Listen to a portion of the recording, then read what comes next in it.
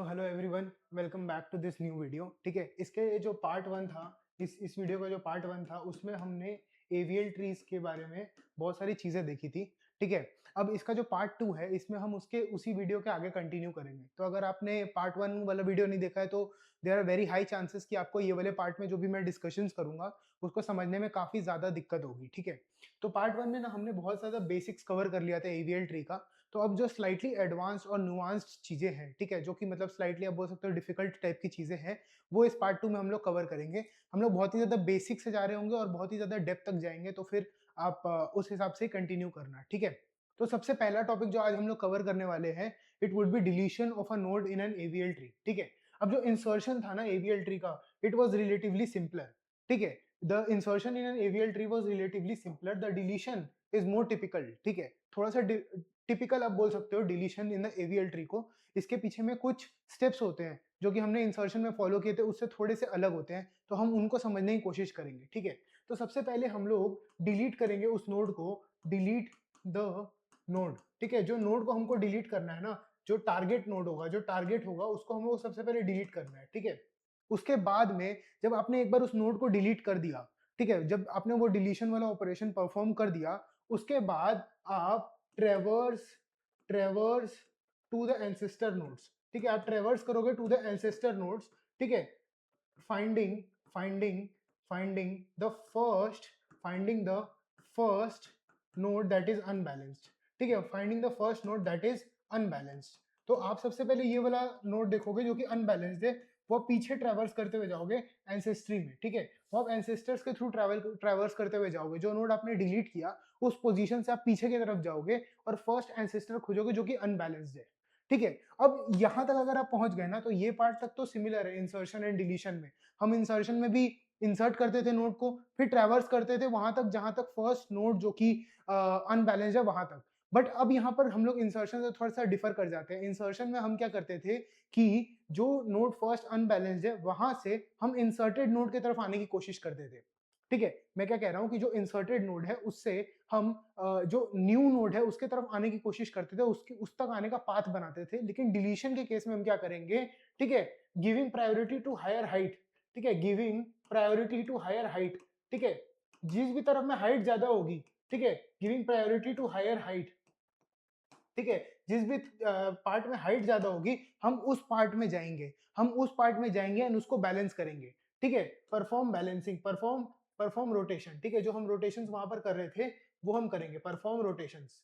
ठीक है, perform rotation. तो जिस भी पार्ट में हाइट ज्यादा होगी हम उस पार्ट की तरफ जाते हुए, ठीक है, हम उस पार्ट को प्रायोरिटी देते हुए, ठीक है, हम रोटेशंस परफॉर्म करेंगे, हम रोटेशंस परफॉर्म करेंगे। एंड इस प्रोसेस को हम तब तक रिपीट करेंगे जब तक हम मतलब ऐसे ही करते करते बैक ट्रैक करते करते पूरा का पूरा एवीएल ट्री बैलेंस ना हो जाए। ठीक है, हो सकता है यहाँ पर हमें, जैसे कि इंसर्शन के टाइम में हमें मैक्सिमम एक ही रोटेशन करनी पड़ रही थी, उसी के बाद ट्री बैलेंस हो जा रहा था। बट इसमें हो सकता है हमें मल्टीपल रोटेशन करनी पड़े। ठीक है, तो दिस प्रोसेस इज रिपीटेड, ये वाला जो प्रोसेस है, दिस प्रोसेस इज रिपीटेड। ठीक है, ये वाला जो प्रोसेस है ये रिपीट होगा। ठीक है, इज रिपीटेड।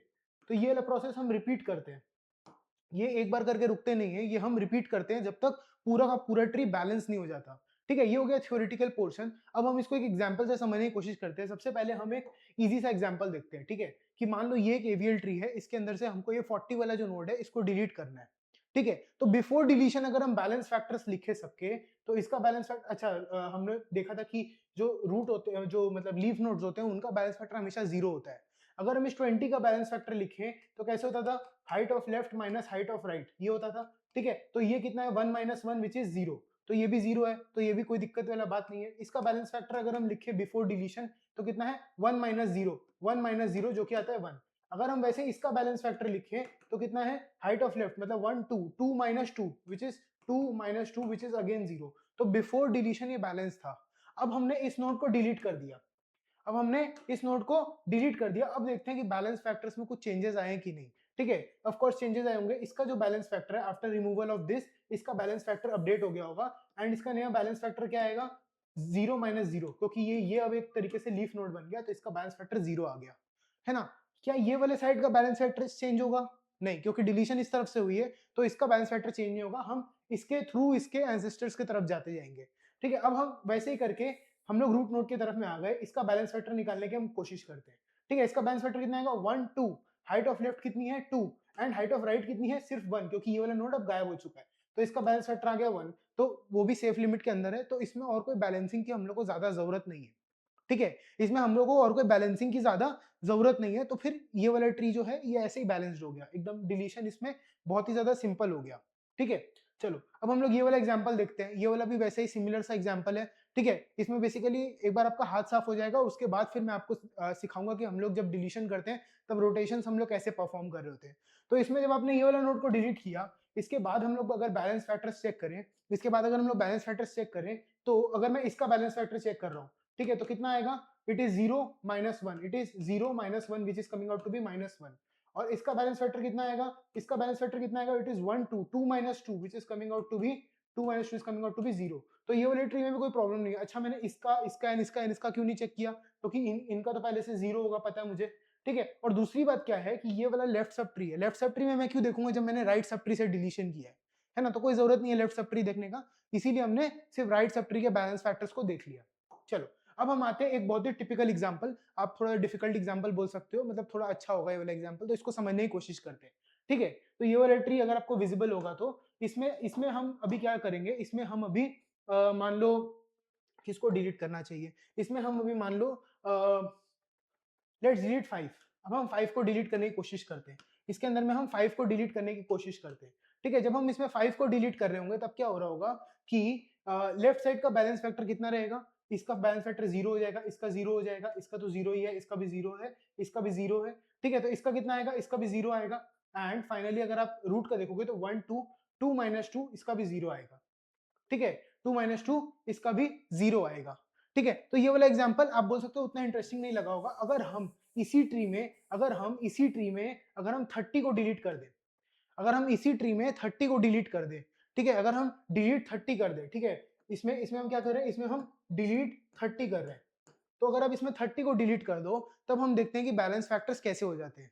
ठीक है, तो सबसे पहले इसका तो बैलेंस फैक्टर 0 रहेगा, इसके एंसेस्टर का बैलेंस फैक्टर अगर मैं देखूं तो it is 1 -0 which is coming out to be 1, है ना, 1 -0 which is coming out to be 1। उसके एंसेस्टर का देखो 20 का, तो 20 का बैलेंस फैक्टर क्या है, 20 का बैलेंस फैक्टर इट इज 2 -0, 2 -0, इसका बैलेंस फैक्टर आ गया 2। ठीक है, इसका बैलेंस फैक्टर आ गया 2। अच्छा, अब 2 क्या वैलिड है, क्या 2 वैलिड है, नहीं 2 तो इनवैलिड है। हमने देखा था कि बैलेंस फैक्टर जो होता है वो वैलिड कौन कौन सा होगा, इट इज 0 1 एंड -1, ये वैलिड होगा, बाकी कोई भी बैलेंस फैक्टर वैलिड नहीं मानेंगे हम लोग। ठीक है, तो ये एक इनवैलिड बैलेंस फैक्टर है, 2 आ गया इसका बैलेंस फैक्टर। तो अभी हमें क्या करना होगा, अभी ध्यान से ये स्टेप नोट करने वाला है कि अभी हमें इस बैलेंस फैक्टर को, मतलब इस ट्री को बैलेंस करना होगा। तो वो हम कैसे करेंगे, वो हम ये वाला फर्स्ट इम्बैलेंस्ड नोड लेंगे, फर्स्ट इम्बैलेंस्ड नोड जो था ये 20 वाला नोड। ठीक है, इससे स्टार्ट करके हम नीचे की तरफ जाएंगे जहां हायर डेप्थ मिले, जहां हायर हाइट मिले। ठीक है, तो ऑफ कोर्स इसके साथ में मेरे पास एक ही रास्ता है, वो है ये वाला। ठीक है, वो है हमारे पास ये वाला, ये क्या है, ये एक नॉर्मल स्टिक है, इसको हम लोग रोटेट करते थे। ठीक है, जब ऐसा होता था ना एक्स वाई एंड जेड, जब ऐसा होता था तब हम इसको कैसे रोटेट करते थे, तब हम इसको ऐसे रोटेट कर देते थे, वाई इसके राइट में हम एक्स दे देते थे एंड लेफ्ट में हम जेड दे देते थे। ठीक है, तो इसको हम ऐसे रोटेट करते थे, तो इस ट्री को अगर हम ऐसे रोटेट करके लिख दे तो रूट में 50 रहेगा, रूट में 50 रहेगा। लेफ्ट साइड में क्या रहेगा, लेफ्ट साइड में इसको रोटेट करना है तो 10 ऊपर आ जाएगा।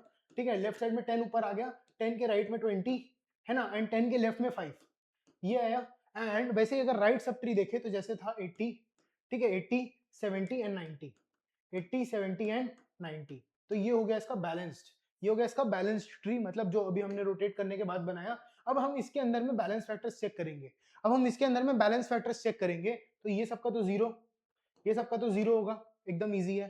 ठीक है, इसके ऊपर जब हम जाएंगे तो इसका कितना होगा, इसका भी 0 होगा, राइट, इसका भी 0 होगा, 1 -1 0 एंड फाइनली इसका भी 0 होगा। ये अगर हम लोग देखें तो एक कंप्लीट बाइनरी सर्च ट्री की तरीके से ये बन जाता है, कंप्लीट बाइनरी सर्च ट्री के तरीके से बन जाता है। पिछले क्लास में हमने देखा था कि every complete binary search tree is AVL tree, ये हमने देखा था, but vice versa was not true. ठीक है, अगर ये वाला एक क्विक रिवीजन चाहिए तो हम इसको ऐसे लिख देते हैं, ठीक है, कि एवरी एवरी ठीक है, every complete binary search tree जो होगा it will be an AVL tree. ठीक है, it will be an AVL tree. ठीक है, ये हमेशा ट्रू रहेगा, बट एवरी एवीएल ट्री, जो एवीएल ट्री रहेंगे, every AVL tree, is it a valid binary search tree? Is it a valid binary search tree? Complete binary search tree, sorry, valid binary search tree तो रहेगा, valid complete binary search tree ऐसा नहीं है, ऐसा false है, ठीक है, ऐसा फॉल्स है। But every AVL tree, but every AVL tree, जो सारे एवीएल ट्रीज रहेंगे, they will be valid BSTs, they will be valid BSTs, ये ट्रू स्टेटमेंट है, ठीक है। क्या इसका कन्वर्स ट्रू है कि एक वैलिड बीएसटी अगर मेरे पास है, क्या एक वैलिड बीएसटी अगर मेरे पास है तो वो हमेशा एक एवीएल ट्री रहेगा? क्या ये ट्रू है? क्या ये ट्रू है? नहीं, ये भी फॉल्स है, ये भी फॉल्स है, ठीक है। तो कहने का क्या मतलब था, एवीएल ट्री की कंडीशन में जब हमने पढ़ा था, तो एवीएल ट्री की कंडीशन में एक बहुत ही ज्यादा इंपॉर्टेंट नोटेबल पॉइंट ये था कि एवीएल ट्री में बाइनरी सर्च ट्री की कंडीशंस होती हैं प्लस एक बैलेंस फैक्टर वाला कंडीशन एक्स्ट्रा होता है। बट अगर हम इस केस में देख रहे हैं तो कंप्लीट बाइनरी सर्च ट्री में एक और स्ट्रिक्ट करने वाली चीज आ जाती है, तो इसीलिए every complete binary search tree is an AVL tree, ये ट्रू है, but every AVL tree is a valid complete binary search tree, ये फॉल्स है। समझ में आया? चलो, अब हम इसी के थ्रू एक बहुत ही जबरदस्त एग्जांपल देखेंगे। ये एक एग्जांपल से आपका पूरा डिलीशन वाला पार्ट जो है वो क्लियर हो जाना चाहिए, ठीक है। अभी हम इसको डिस्कस करने की कोशिश करते हैं, ठीक है। सबसे पहले हम ये वाला जो ट्री गिवन है, इस ट्री के हिसाब से हम ये देखेंगे कि क्या ये एक वैलिड एवीएल ट्री है कि नहीं, ठीक है। और एक बार वो हम चेक कर ले, फिर इसमें भी हम वही करेंगे कि हम डिलीट कर रहे होंगे 30 को, कि हम डिलीट कर रहे होंगे 30 को, एंड फिर हम इसको एक वैलिड ट्री बनाने की कोशिश करेंगे, ठीक है। तो जब आप सबसे पहले चेक करोगे कि क्या ये एक वैलिड ट्री है या नहीं, तो फिर आप क्या देखोगे, सारे बैलेंस फैक्टर्स देखोगे, है ना। तो ये तो जीरो होगा, ये भी जीरो होगा, ये जितने भी रूट में है वो सारे जीरो होंगे, ठीक है। अच्छा, ये वाला जो स्ट्रक्चर है, इसकी वजह से ये 60 का भी जीरो एंड ये 75 का भी जीरो, क्योंकि 1 - 1 इज जीरो। वैसे ही ये 70 का भी जीरो होगा, ठीक है। तो ये एक आप बोल सकते हो इस ट्री के अंदर ही एक कंप्लीट बाइनरी सर्च ट्री की तरह है, ठीक है। एंड ये वाला जो आप नोट देखोगे राइट साइड में, इसका अगर हम देखें तो इट इज 0 - 1, तो इसका -1 आएगा। वैसे अगर हम इसका देखें तो 1 2 and 3, 3 - 2, 3 - 2, this is coming out to be +1, ठीक है। अगर हम 50 का देखें तो इट इज 1 2 3, 3 - 1 2 3 4, तो it is 3 - 4 which is coming out to be -1। वैसे इसका देखें तो 1 2 2 - 1, it is coming out to be +1, ठीक है। एंड +1 +1 +1, ठीक है। वैसे अगर हम इसका देखें तो it is 1 - 0, it is again coming out to be +1, ठीक है। It is again coming out to be +1, okay. तो और इसका भी जीरो ही होगा, ठीक है। तो ये अभी के लिए तो अगर हम देखें तो एक वैलिड कंप्लीट, सॉरी, एक वैलिड एवीएल ट्री है, ठीक है। This is a valid AVL tree. अब हम इसमें क्या कर रहे हैं, अब हम इसमें डिलीट कर दे रहे हैं इस 30 वाले नोड को, ठीक है। जैसे हमने उसमें किया था, इसमें भी हम डिलीट कर दे रहे हैं 30 वाले नोड को, ठीक है। तो सबसे पहला हमें प्रॉब्लम कहां देखने को मिलेगा, अब हम 30 के एंसेस्टर्स पे होते हुए जाएंगे, जितनी भी हमने बैलेंसिंग लिखी थी उसको भी हम मिटा दे रहे हैं, क्योंकि हमें इसमें फिर से बैलेंस फैक्टर्स को चेक करना होगा। तो जैसे ही हमने 30 को डिलीट किया, उसके बाद अब हम बैलेंस फैक्टर्स चेक करेंगे 30 के एंसेस्टर्स पे जाते हुए, ठीक है। तो 30 का सबसे पहला एंसेस्टर कौन है, 20, तो 20 पे देखेंगे, ठीक है। 20 का बैलेंस फैक्टर कितना है, it is coming out to be 1 2 2 - 0, it is coming out to be 2 - 0 which is 2। तो मेरे को तो यहाँ पर यही दिख गया कि 20 ही सबसे पहला अनबैलेंस्ड नोड है, 20 जो है वही सबसे पहला अनबैलेंस्ड नोड है ना। तो मैं 20 से स्टार्ट करते हुए नीचे की तरफ जाऊंगा हाईएस्ट हाइट देखते हुए। तो 20 से जब आप स्टार्ट करके नीचे जाओगे हाईएस्ट हाइट देखते हुए, तो आप 20 10 एंड 5 में आओगे, हाईएस्ट हाइट देखते हुए, और एक ही रास्ता है एक तरीके से, तो यही सबसे सही ऑप्शन होगा। तो आप इसको जब रोटेट करोगे, इसको जब आप रोटेट करोगे, है ना, मतलब ये एक स्टिक है, तो स्टिक को जब आप रोटेट करोगे तो क्या बनेगा, क्या बनेगा, 50, है ना, 50 रूट नोड में रहेगा। लेफ्ट में क्या रहेगा, लेफ्ट में इट विल बी 10, 10 के राइट में इट विल बी 20, एंड 20 के लेफ्ट में it will B 5, right. And अगर राइट साइड का अगर हम ट्री देखें तो इट इज 80, ठीक है, इट इज 80, लेफ्ट में इट इज 70, 70 के राइट में अगर हम देखें तो इट इज 90, 90 के राइट में अगर हम देखें तो इट इज 95, है ना, 70 के it is 60 and 75, and similarly it is 55 and 65, and 75 के it is 72 and 78। तो ये हमें एक ट्री मिल रहा है, ठीक है, ये हमें एक ट्री मिल रहा है। क्या ये एक वैलिड एवीएल ट्री है, क्या ये एक वैलिड एवीएल ट्री है? अभी हम कुछ कंक्लूड नहीं कर सकते, क्योंकि अभी हमने ये वाला पार्ट बैलेंस किया, अभी हमने ये वाला पार्ट बैलेंस किया, बट हमने जो एवीएल ट्री का एल्गोरिदम पढ़ा था उसमें हमने ये देखा था कि हमें रिकर्सिवली पीछे जाना है, कि हमें रिकर्सिवली पीछे जाना है, कि हमें रिकर्सिवली पीछे जाना है, ठीक है। तो अब जब हम इसमें रिकर्सिवली पीछे जाएंगे तो हम क्या देख पाएंगे कि हमारे पास जो नोड आएगा वो आएगा 50, ठीक है, हमारे पास जो नोड आएगा वो आएगा 50। तो 50 के लिए अगर हम बैलेंस फैक्टर को चेक करें तो इट इज 1 2, ठीक है, इट इज इधर पे है 2, लेफ्ट चाइल्ड में 2, एंड राइट चाइल्ड में देखोगे तो 1 2, सॉरी 1 2, ये वाले पाथ से देखेंगे 1 2 3 4, इट इज 4, तो 2 माइनस 4 आ रहा है मेरे पास, 2 माइनस 4 आ रहा है which is coming out to be -2, 2 minus 4 is coming out to be -2। तो जब balance factor of root node कितना आया, balance factor of root node कितना आया, it is coming out to be -2। therefore one more balancing is required, one more balancing has to be done, one more balancing has to be done, ठीक है, has to be done. तो मुझे एक और balancing करनी होगी इसमें, इसमें एक बैलेंसिंग से काम नहीं चला, मुझे इसमें एक और बैलेंसिंग करनी होगी ताकि ये एक वैलिड एवीएल ट्री बन पाए। क्या ये पॉइंट क्लियर है कि एक बार बैलेंसिंग करने के बाद भी हो सकता है कि इश्यूज रह जाए, जैसे हमने इसमें देखा, तो उस केस में हमें एक और बैलेंसिंग करनी होगी, उस केस में हमें एक और बैलेंसिंग करनी होगी, ठीक है। तो वो हम कैसे करेंगे, वो हम कैसे करेंगे, अभी यहां हम लोग देखेंगे, ठीक है। तो वो हम कैसे कर रहे होंगे, वो हम बेसिकली चेक करते हैं, ठीक है। देखो उसके लिए हमें क्या करना होगा, उसके लिए हमें वही चीज करनी होगी जो मैंने अभी आपको फर्स्ट पेज में रूल्स में बताया था, ठीक है। उसके लिए हमें वही करना होगा कि हमें बताना होगा कि फर्स्ट इम्बैलेंस्ड नोड कौन सा है, ठीक है। ये क्या करना होगा, check for first imbalanced node, first imbalanced node, जो भी इम्बैलेंस्ड नोड आपको मिले, ठीक है, इम्बैलेंस्ड नोड इन एंसेस्ट्री, जो भी एंसेस्ट्री में आपको पहला इम्बैलेंस नोड मिले उस पे हमको जाना है, फिर वहां से हमको ट्रैवर्स करते हुए जाना है to the highest height, to the highest height, height को प्रायोरिटी देते हुए हमें सबसे हाईएस्ट हाइट की तरफ जाना है, ठीक है। फिर स्टार्टिंग फ्रॉम दैट, ठीक है, स्टार्टिंग फ्रॉम इम्बैलेंस नोड, ठीक है, इम्बैलेंस नोड से स्टार्ट करते हुए, ठीक है, traverse to highest height, traverse to, ठीक है, ट्रैवर्स टू हाईएस्ट हाइट, ठीक है, जो भी हाईएस्ट हाइट मिले आपको उस पे हमको जाना है, ठीक है, और फिर वहां पर हमको बैलेंसिंग परफॉर्म करनी है और ये स्टेप हमें रिकर्सिवली करना है, ठीक है। तो जब हम इसमें ये चीज करेंगे तो हमें हाईएस्ट हाइट किधर पे मिल रही है, सबसे पहले तो नोड कौन सा है ये देखते हैं, सबसे पहले तो नोड कौन सा imbalance, first imbalance node is 50, तो 50 से हम स्टार्ट करते हुए सबसे पहले किसके तरफ जाएंगे, 80 की तरफ जाना पड़ेगा, है ना, क्योंकि यहां से अगर हम जाएं तो 1 एंड 2, ज्यादा से ज्यादा 2 हाइट मिल सकती है, लेकिन यहां से अगर हम जाएं तो 1 2 3 4 भी मिल सकती है। तो हम 80 के पास पहुंच गए, अब हम 80 से किसके तरफ जाएंगे, अब हम 80 से भी दो रास्ते, एक है 90 की तरफ, ठीक है, एक है 90 की तरफ एंड एक है 70 की तरफ। कहां पर ज्यादा हाइट मिलेगी, ऑफ कोर्स 70 की तरफ। 70 की तरफ ज्यादा हाइट क्यों मिलेगी, 70 की तरफ ज्यादा हाइट क्यों मिलेगी, क्योंकि 70 से 1 2 और है, और 80 पे अगर हम 90 पे चले गए 80 से, तो 90 से सिर्फ एक है ना, 90 से सिर्फ एक है, और 70 से हमारे पास 1 2 दो और है। तो फिर इस वजह से हमें 70 के पास जाना पड़ेगा, इस वजह से हमें 70 के पास जाना पड़ेगा, ठीक है। तो पहला जो आपका प्रेफरेंस होगा वो आप किसको दोगे, पहला जो आप प्रेफरेंस दोगे वो दोगे मैक्सिमम डेप्थ, कहां से आपको जाके मैक्सिमम हाइट या मैक्सिमम डेप्थ मिल रही है, सबसे पहले आप वहां चले जाओगे, एंड वहां से हम लोग 3 नोड्स को सिलेक्ट किए जैसे अभी करना था।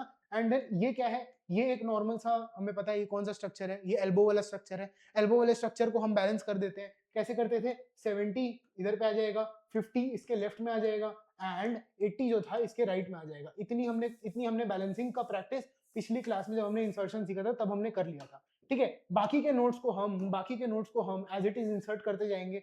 सबसे पहला कौन है, 10, 10 किधर आ रहा है, 50 के लेफ्ट में, 10 किधर आ रहा है, 50 के लेफ्ट में, तो 10 वाला जो नोड है उसको हम इधर पे इंसर्ट कर देते हैं। इसके लेफ्ट में क्या है, 5, एंड इसके राइट में क्या है, इसके राइट में है 20, तो ये तो यहाँ पर इंसर्ट हो गया। अब बचा कौन, अब बचा है ये 60 वाला, 75 वाला एंड 90 वाला, ये 3 बच गए हैं, ठीक है। 60 और उसके चिल्ड्रन, इसको हम बोल देते हैं ग्रुप 1, ठीक है, इसको हम बोल देते हैं ग्रुप 2, इसको हम बोल देते हैं ग्रुप 3।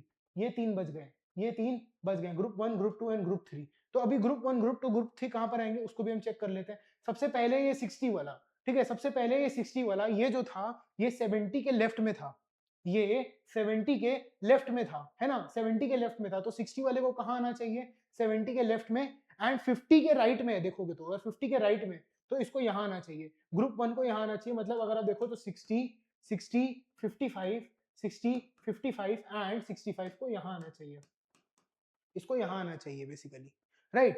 एंड अब बचा कौन, अब बचा ये 90 एंड 95, ये कहां पर है, ये 80 के राइट में है, तो ये 90 एंड 95 को यहां आना चाहिए, ठीक है, ये 90 एंड 95 को यहां आना चाहिए। क्या ये पॉइंट क्लियर है, अब हम इसकी बैलेंसिंग चेक करते हैं। क्या ये बैलेंस है या फिर इसको भी अभी अभी हमें और बैलेंस करना है, इसको अभी हम चेक करते हैं। ठीक है, इसको हम कैसे चेक करते थे, सारे बैलेंस फैक्टर्स निकाल के इसको हम चेक करेंगे। सारे के सारे ये वाले तो जीरो हो गए, zero zero zero zero zero, ठीक है, और ये वाला भी जीरो, ये वाला भी जीरो, क्योंकि इसमें लेफ्ट और राइट में एक एक है, इसका भी जीरो हो गया। ठीक है, तो इधर तक तो सारे बैलेंस फैक्टर्स ओके हैं। यहाँ पर जीरो, यहाँ पर जीरो माइनस वन, तो इसका माइनस वन हो गया। फिर इसका जीरो, इसके लेफ्ट में कोई नहीं है जीरो, एंड राइट में दो है, इसके राइट में दो है, वन टू, ठीक है, तो it is zero minus two. तो ये मेरे पास फिर से एक इम्बैलेंस्ड नोड आ गया, ये मेरे पास फिर से एक इम्बैलेंस्ड नोड आ गया, जो कि इसके वजह से प्रोड्यूस हुआ है, जो कि इसके वजह से प्रोड्यूस हुआ है। तो अब हमें इसे फिर से बैलेंस करना पड़ेगा, इसे हमें फिर से बैलेंस करना पड़ेगा, इसे हमें फिर से बैलेंस करके इसको, मतलब बैलेंस ट्री बनाने के लिए हमें इसको फिर से बैलेंस करना पड़ेगा। तो हमें इसे फिर से बैलेंस करते हैं। ओके, इसको मिटा देते हैं। ओहो, ठीक है, इसको मिटा देंगे।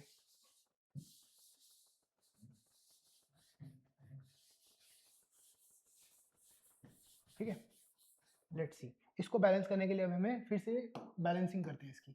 ठीक है, तो जब हम इसे बैलेंस करेंगे, it is zero minus two, तो it is coming out to be minus two. तो जब हम इसे बैलेंस करेंगे, ये तो एक बहुत सिंपल सी एक एल्बो है, तो ये तो बहुत इजीली बैलेंस हो जाएगी 70। अब हम ऐसे लिख देते हैं, इसके लेफ्ट में एक ट्री बना देते हैं ऐसे। ठीक है, इस ट्री, ये क्योंकि पूरा पूरी बैलेंस्ड है तो इसको हम फिर से नहीं बना रहे, टाइम वेस्ट होगा उससे। ठीक है, तो इसके लिए हमें क्या करना होगा, 80, हमें इधर पे इसको रोटेट करना होगा 90। ठीक है, 90, 80, एंड इसके राइट में आएगा 95। तो ये ऐसे रोटेट हो जाएगा, ये ऐसे रोटेट हो जाएगा। तो जब हम इसको देखेंगे, it is one minus one, it is coming out to be zero. ठीक है, अभी इसके लेफ्ट में वन टू थ्री, थ्री है, एंड इसके राइट में मैक्सिमम टू है, तो three minus two, it is coming out to be one. तो अब ये भी बैलेंस हो गया। ठीक है, मतलब इसके राइट में जो ये वाला ट्री था, ये वाला जो ट्री था, this is nothing but this tree, this is nothing but this tree. ठीक है, ये वाला ट्री है, अगर आप यहां से देखोगे तो it is one two three, it is maximum height is three. ठीक है, तो इसका मैक्सिमम हाइट कितना है, थ्री, तो इधर पे हमने लिख दिया थ्री, एंड माइनस में one two, and three minus two अगर आप करो तो it is coming out to be one, it is coming out to be one. तो डिलीशन ऑफ द ट्री में ये काफी अच्छा एग्जांपल था, जो हमको ये दिखा रहा है कि कभी कभी एक बैलेंसिंग जो है, एक बार बैलेंस करना, जैसे इंसर्शन के केस में हम एक बार जा रहे थे और एक बैलेंस करने से काम हो जा रहा था, बट डिलीशन के केस में हमें मोर देन वन बैलेंसिंग की जरूरत पड़ सकती है। ठीक है, और हम उसको हैंडल कैसे करते हैं, बिल्कुल जैसे अभी मैंने करके दिखाया कि आप बैलेंस करोगे, देन फिर से चेक करोगे बैलेंस फैक्टर्स, जहां भी आपको फर्स्ट एंसेस्ट्री में मिलेगा प्रॉब्लम, वहां से आप उसको रीबैलेंस करोगे। एंड ये स्टेप आप तब तक रिपीट करोगे जब तक पूरा का पूरा एवीएल ट्री जो है वो बैलेंस ना हो जाए। ये स्टेप आप तब तक रिपीट करोगे जब तक पूरा का पूरा एवीएल ट्री बैलेंस ना हो जाए। अब एक कंडीशन आती है डिलीशन ऑफ एवीएल ट्री में। ठीक है, एक कंडीशन आती है डिलीशन ऑफ एवीएल ट्री में, वो कंडीशन को हम डिस्कस कर लेते हैं। ठीक है, वो कंडीशन को हम यहाँ से डायग्रामेटिकली पहले समझ लेते हैं कि मान लो कि अगर आप इस नोड में हो, ठीक है, आप इस नोड में हो, आपने डिलीशन परफॉर्म किया है, यहाँ पर आपको जहां ज्यादा हाइट मिलेगी, ठीक है, जहां ज्यादा हाइट मिलेगी, ठीक है, फर्स्ट प्रेफरेंस आप किसको दोगे, फर्स्ट प्रेफरेंस आप दोगे हमेशा ज्यादा हाइट को। ठीक है, फर्स्ट प्रेफरेंस आप किसको दोगे, फर्स्ट प्रेफरेंस, अच्छा, बाय द वे, वो बताने से पहले, फर्स्ट प्रेफरेंस सेकंड प्रेफरेंस बताने से पहले मैं आपको ये बता दूं कि ये जो है it is first unbalanced node, it is first unbalanced node. ठीक है, ये हमें पहला अनबैलेंस डिलीशन हमने किया, उसके बाद हम अनबैलेंस्ड नोड चेक कर रहे थे, तो ये हमें पहला अनबैलेंस्ड नोड मिला। ठीक है, और मान लो कि ये वाले साइड की हाइट जो है उसको मैं h1 मान लेता हूं, और ये वाले साइड की हाइट को मैं h2 मान लेता हूं। ठीक है, ऐसे ही मान लिया, ये फर्स्ट अनबैलेंस नोड है, और ये साइड h1 है, ये साइड h2 है। ठीक है, ये साइड h1 है, ये साइड h2 है। क्लियर है, तो मैं क्या करूंगा, मैं हमेशा, अगर मान लो h1 ग्रेटर देन h2 होता है, मतलब h1 मान लो 3 है एंड h2 मान लो 2 है, ऐसा कुछ है, कोई भी केस हो सकता है, मैं अभी के लिए मान रहा हूं कि h1 जो है वो ग्रेटर देन h2 है, तो आप हमेशा जो प्रेफरेंस दोगे ना, वो h1 के साइड को दोगे, वो आप h1 के साइड को दोगे प्रेफरेंस। ठीक है, तो जो फर्स्ट प्रेफरेंस है ना, फर्स्ट प्रेफरेंस, ठीक है, first preference is always given to is always given to the node is always given to the node with is always given to the node with greater height।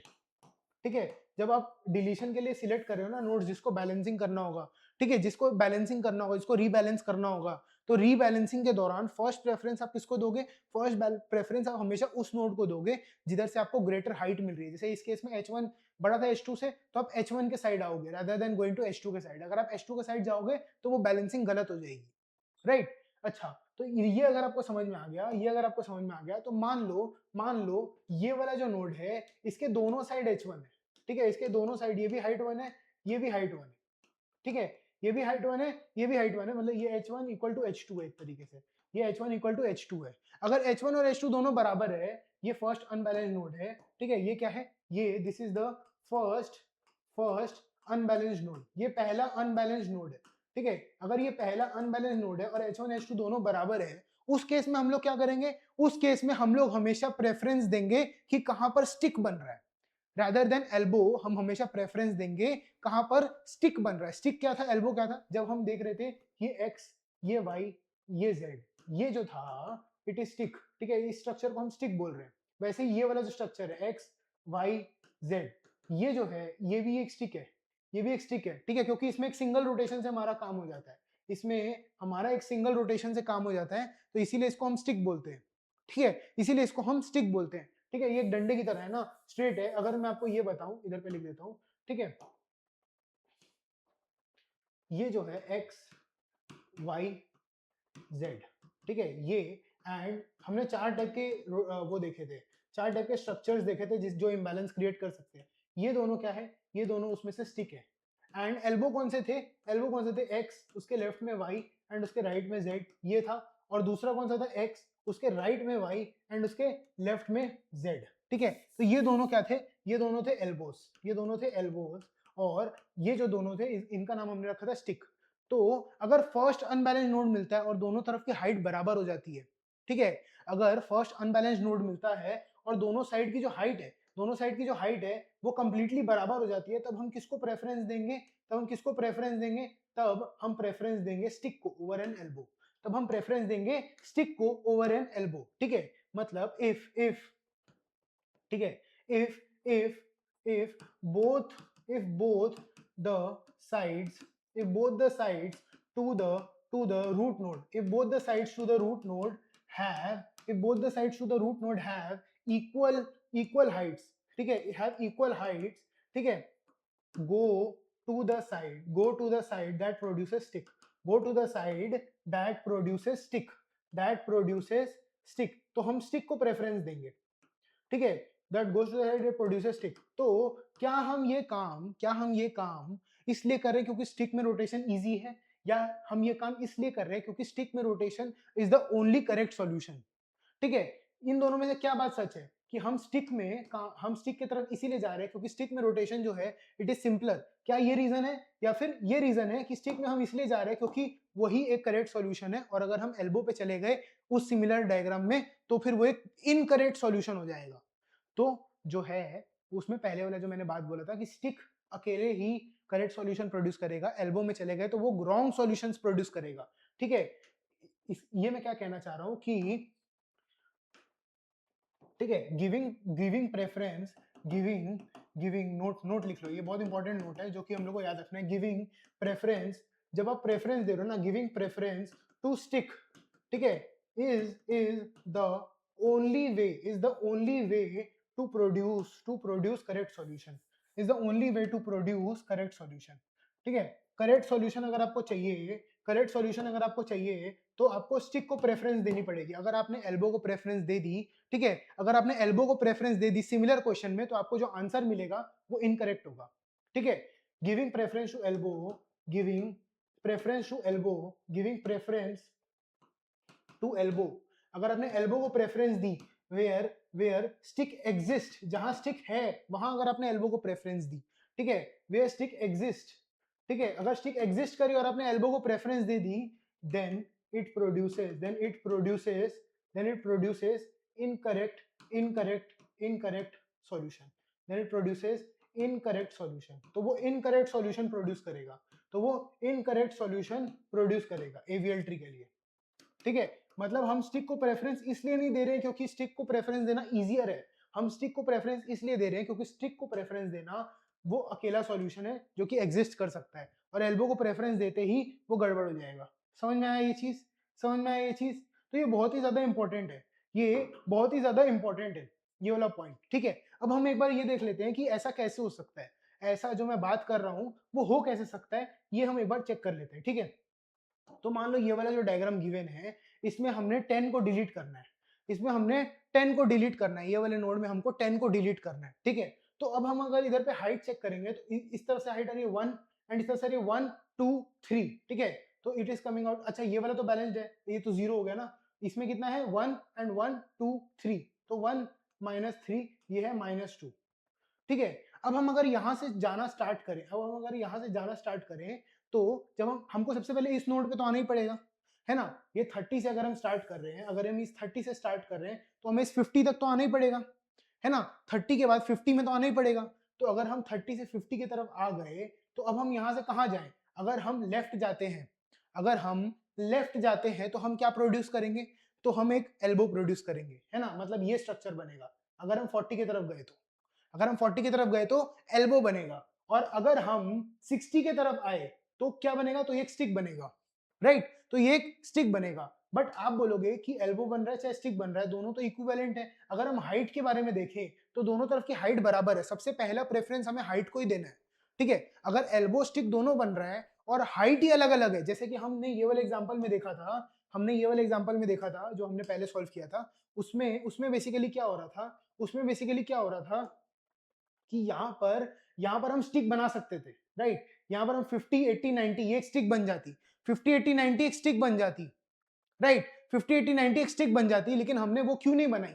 क्योंकि यहाँ पर height ज्यादा थी, 50 80 90 की तरफ में हाइट कम थी, इसके बाद सिर्फ एक नोड बचता और यहाँ से दो बच जाते, यहाँ से दो बच जाते, क्योंकि इधर हाइट ज्यादा थी इसीलिए हम 70 के पास आए। अगर अगर इधर भी एक और नोड होता तो फिर हम इसी तरफ जाते, ठीक है। तो इधर हाइट छोटी पड़ गई, इधर हाइट छोटी पड़ गई, तो हाइट को हमको पहला प्रेफरेंस देना है। सबसे पहले हमको हाइट को देखना है, अगर हाइट मैच कर जाए दोनों साइड, तब फिर हमें एल्बो और स्टिक में से, अगर हाइट मैच कर जाए दोनों साइड, तभी हमें एल्बो और स्टिक में सोचना है कि हम एल्बो बनाए कि स्टिक बनाए। लेकिन अगर हाइट जो है वो मैच नहीं कर रही है, एल्बो के साइड की हाइट ज्यादा है तो आप एल्बो बना दो, स्टिक के तरफ की हाइट ज्यादा है तो आप स्टिक बना दो। जब दोनों साइड की हाइट मैच कर जाए तब फिर आप सोचो कि आपको एल्बो बनानी है कि स्टिक बनानी है, तभी भी सोचो मत, तभी भी आप एल्बो मत बनाना, आप स्टिक बनाना। जब दोनों साइड की हाइट मैच कर जाए तब हम सोचेंगे कि हमें एल्बो बनाना है कि स्टिक बनाना है। उस समय में टाई ब्रेकर जो है वो स्टिक है, ठीक है। तो सबसे पहला प्रेफरेंस हाइट को देना है, जब हाइट बराबर हो जाए उसके बाद हमें एल्बो और स्टिक में टाई ब्रेक करना है। तो उस टाई ब्रेकर कौन है? वो टाई ब्रेकर में हमें स्टिक बनानी होगी। तो अगर हम इधर चले जाते हैं तो एल्बो बन जाएगी, ठीक है। तो हम इधर चले जाते हैं तो एल्बो बन जाएगी। पहले हम देखते हैं कि एल्बो से डिलीशन नहीं, पहले हम स्टिक से डिलीशन देखते हैं कि स्टिक से डिलीशन करने से कैसा ट्री बन रहा है। 10 को हमने डिलीट करना है, ठीक है। तो मैंने आपको क्या बोला, फर्स्ट इम्बैलेंस नोड कौन सा मिला हमें? 30 मिला था, है ना, क्योंकि इसके 1 एंड 1 2 3 है। तो सबसे पहले मैंने आपको क्या बोला कि आप एक स्टिक बनाओ, ये एक स्टिक है, ये एक स्टिक है, 30 50 60 वाली स्टिक है। अच्छा ये वाली ट्री को ना, ये वाली ट्री को मैं ऐसे बना दे रहा हूँ, ये वाली ट्री को मैं रीड्रॉ नहीं करूंगा क्योंकि ऑलरेडी बैलेंस्ड है, अगर आपको लग रहा है कि इम्बैलेंस्ड है तो आप इसको एक बार होमवर्क में इसको चेक कर लेना, ठीक है। तो ये वाला ट्री ऑलरेडी बैलेंस्ड है तो इसको अभी मैं नहीं छेड़ रहा, मेरे को बस इससे मतलब है, ठीक है। तो 30 50 एंड 60, तो 80 वाला है यहाँ पर नोड, 80 के लेफ्ट में हमको जाना है। 30 50 एंड 60 था, तो मुझे ये पता है कि स्टिक जब होती है तो 50 के राइट में 60 एंड 50 के लेफ्ट में 30 आता है। ऐसे हमने बना दिया एंड 30 के लेफ्ट में क्या है? 30 के लेफ्ट में 20 है, 10 ऑलरेडी डिलीट हो चुका है। एंड वैसे ही 60 के राइट में क्या है? 70 है। और 50 के लेफ्ट में 40 एंड 35 है, 40 एंड 35 है किसके? 50 के लेफ्ट में और 30 के राइट में होना पड़ेगा उसको, हाँ 40 एंड क्या है? 40 एंड 35 लेफ्ट में, राइट। तो ये हमारा स्ट्रक्चर बन रहा है आफ्टर जब हमने स्टिक बनाई तब। और ये वाला साइड का ट्री में नहीं बना रहा, इसको ऐसे रहने दे रहा हूँ, ठीक है। तो अब हम अगर इसमें चेक करें कि हमने बैलेंस फैक्टर्स कैसे रखे हैं, तो सबसे पहले इसका बैलेंस फैक्टर 0, इसका 0, इसका 0, है ना। वैसे ही अगर मैं इसका देखूं तो कितना है? 1 and 1 2, 1 -2 which is coming out to be -1। 60 का देखो तो 0 -1, 0 -1 इट इज -1। 50 का देखो तो 1 2 3, 3 -2, 3 -2 विच इज 1। एंड 80 का देखूं तो इट इज 1 2 3 4, लेफ्ट साइड में कितना है? 4 है। मैक्सिमम हाइट देखते तो 1 2 3 4, ये हो गई मैक्सिमम हाइट। और राइट साइड में अगर आप देखोगे तो इट इज 1 2 3 4, 4 ही है। और अगर इधर से जाओ तो 1 2 3 4, 4 ही है। मतलब मैक्सिमम हाइट कितनी है राइट साइड की? It is maximum height is 4।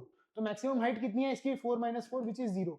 तो ये एक बार में बैलेंस हो गया, ये एक रीबैलेंसिंग में पूरा अच्छा राइट ट्री चेक करेंगे, बिल्कुल भी नहीं करेंगे क्योंकि राइट ट्री में कुछ छेड़ाछाड़ी नहीं हुई है। जब तक कुछ छेड़ाछाड़ी ना हो तब तक वो ट्री बैलेंस ही रहेगा। पहले पहले ये वाला सब ट्री पूरा बैलेंस था। ये सब ट्री H1 जो है, ये सब ट्री H1 जो है, अगर मैं इसको नीचे लिख दूं H1, ठीक है, अगर मैं ये H1 वाली कहानी नीचे लिख दूं तो ये H1 जो सब ट्री है ये ऑलरेडी पहले से बैलेंस था, तो नो नीड टू चेक, ठीक है, no need to check, no need to check H1, no need to check H1 because it was already balanced, because it was already balanced, ठीक है, ऑलरेडी बैलेंस। तो वो already balance था तो उसको check करके टाइम वेस्ट मत करना, क्योंकि वो ऑलरेडी बैलेंस था, कुछ चेंज नहीं हुआ उसमें, तो वो फिर भी बैलेंस रहेगा, ठीक है। बट चेंज किस में हुआ था, चेंज इसमें जिसमें चेंज हुआ था उसमें हमने चेक कर लिया, तो ये वाला ट्री एक ही रीबैलेंसिंग में बैलेंस हो गया, ठीक है। The given tree when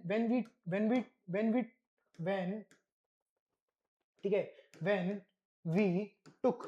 we took preference, जो प्रेफरेंस थी, प्रेफरेंस, ठीक है, प्रेफरेंस के ब्रैकेट में मैं लिख दे रहा हूँ टाई ब्रेकर, ठीक है, टाई ब्रेकर, क्योंकि टाई हो रहा था, पहली प्रेफरेंस तो हमेशा हाइट है, बट टाई ब्रेकर में जब हमने एज स्टिक लिया, ठीक है, तो कितने रीबैलेंसेस लगे, कितने रीबैलेंसेस लगे हमें, कितने रीबैलेंसेस लगे, रीबैलेंसेस लगे हमें 1, सिर्फ 1 रीबैलेंस लगा हमें।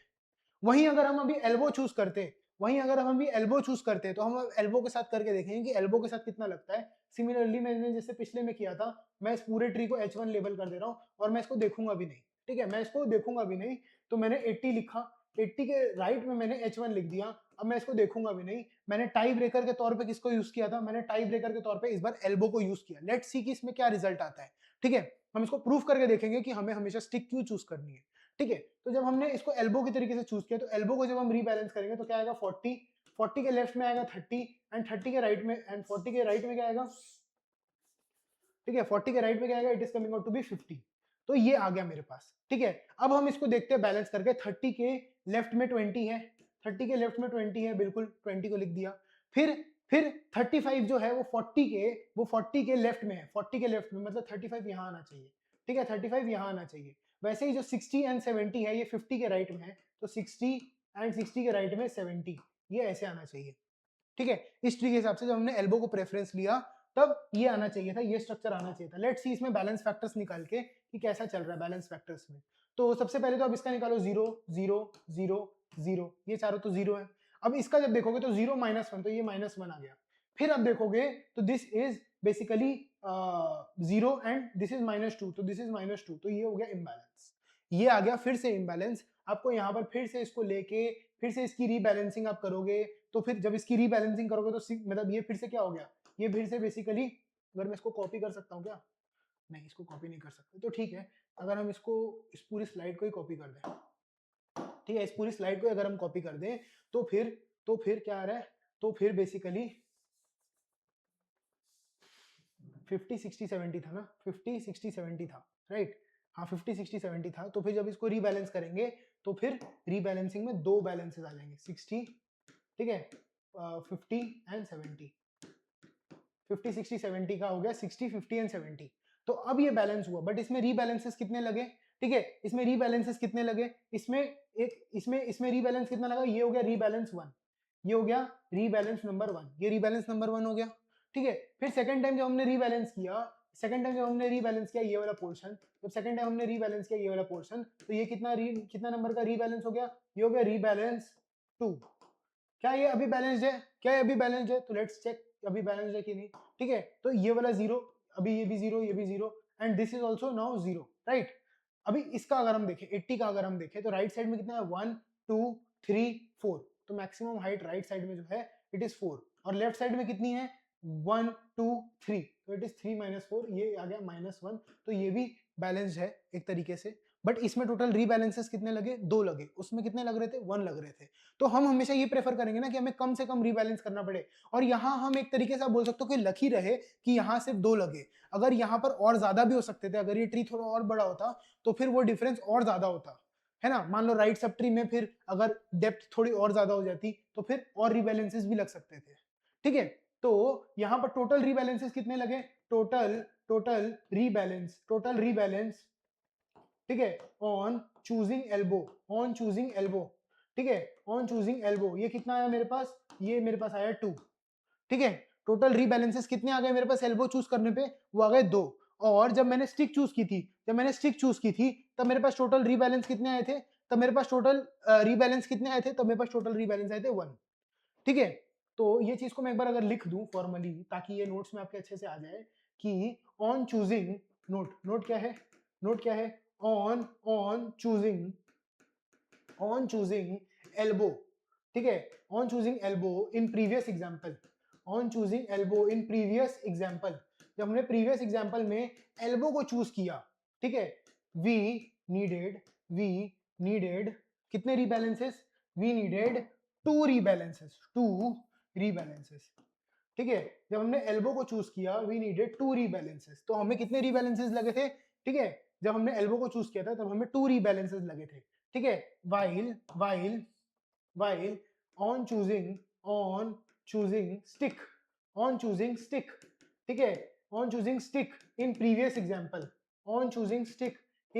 एग्जांपल, तो हमें कितने रीबैलेंस लगे थे, वी नीडेड ओनली वन, ठीक है, we needed only one rebalance, ठीक है, we needed only one rebalance, ठीक है, तो इसमें आंसर ही आपका अलग अलग आएगा जब आप एल्बो को चूज करोगे वर्सेस जब आप स्टिक को चूज करोगे, जब हाइट सेम होगी तब आपका आंसर ही अलग अलग आने लगेगा। यहाँ पर 2 रीबैलेंसेस आए, यहाँ पर सिर्फ 1 रीबैलेंस आया, है ना, तो जब आंसर ही अलग अलग आ रहा है और हम देख रहे हैं एल्बो के केस में हमें ज्यादा रीबैलेंसेस लग रहे हैं, ऐसा कोई केस आपको नहीं मिलेगा जिसमें आपको स्टिक में ज्यादा रीबैलेंसेस मिले। तो इसमें समझदारी वाली बात यही है कि पहले तो रोटेशन सिंगल है ना, रोटेशन इसमें सिंगल है, किसमें आपका जब आप स्टिक चूज करो तो रोटेशन सिंगल है, ठीक है, बिकॉज इसका रीजन क्या है, because choosing stick require single rotation, ठीक है, जो स्टिक को चूज कर रहे हैं रिक्वायर सिंगल रोटेशन, कितने रोटेशंस लगेंगे उसमें, रिक्वायर सिंगल रोटेशन, ठीक है, एक रोटेशन लगेगा, ठीक है, and lesser rotations and lesser rebalancing, ठीक है, जब आप रीबैलेंस करने जाओगे तो हो सकता है एक से ज्यादा रीबैलेंस करने पड़ जाए स्टिक चूज करने के बाद भी, स्टिक चूज किए फिर भी एक से ज्यादा रीबैलेंसेस लग सकते हैं, ठीक है, बट डेफिनेटली एल्बो के कंपैरिजन में कम लगेंगे, अगर स्टिक में 2 लग रहे थे तो एल्बो में 2 या मोर देन 2 लगेंगे, ठीक है, बट रोटेशन अगर आप देखो तो इसमें एक सिंगल रोटेशन करनी पड़ती है, ठीक है, एंड चूजिंग एल्बो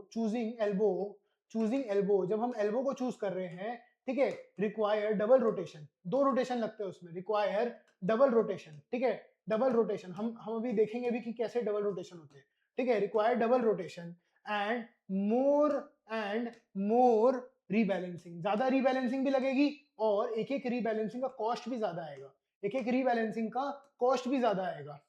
ठीक है, therefore more rebalancing and more cost पर रीबैलेंसिंग, समझे आप, तो देयरफॉर मोर रीबैलेंसिंग, एक तो ज्यादा रीबैलेंसिंग लग रही है, ठीक है, मोर रीबैलेंसिंग लग रही है, प्लस हायर कॉस्ट पर रीबैलेंसिंग, ये दोनों लग रहे हैं, हायर कॉस्ट पर रीबैलेंसिंग, एक रीबैलेंस करने में कॉस्ट भी ज्यादा लग रहा है एंड ज्यादा नंबर ऑफ रीबैलेंसिंग भी लग रहे हैं, ये दोनों फैक्टर्स जो हैं इसके अगेंस्ट में है, तो फिर हम इसे क्यों यूज करेंगे, है ना, मोर रीबैलेंसिंग भी लग रही है और हायर कॉस्ट पर रीबैलेंसिंग भी लग रही है, जब ये दोनों चीज इसके अगेंस्ट में है तो हम इसको नहीं यूज करेंगे। अगर हम एक बार देखना चाहें कि डबल रोटेशन होती कैसे है, तो डबल रोटेशन में पहले फर्स्ट स्टेप जो रहता है, ये हमने वैसे पिछले क्लास में डिस्कस किया था, बट स्टिल डबल रोटेशन में क्या होता है, सबसे पहले एल्बो जब आपने बनाई, ठीक है, एल्बो वाला डिसबैलेंस आपने बनाया, तो सबसे पहले इसमें अनटेंगलिंग होती है, अनटेंगलिंग मतलब आप फर्स्ट रोटेशन इसको ऐसी दोगे, आप फर्स्ट रोटेशन इसको इस तरफ में दोगे, अगर मैं थोड़ा डार्कर कलर यूज कर लूं, ये वाला सही रहेगा, ठीक है,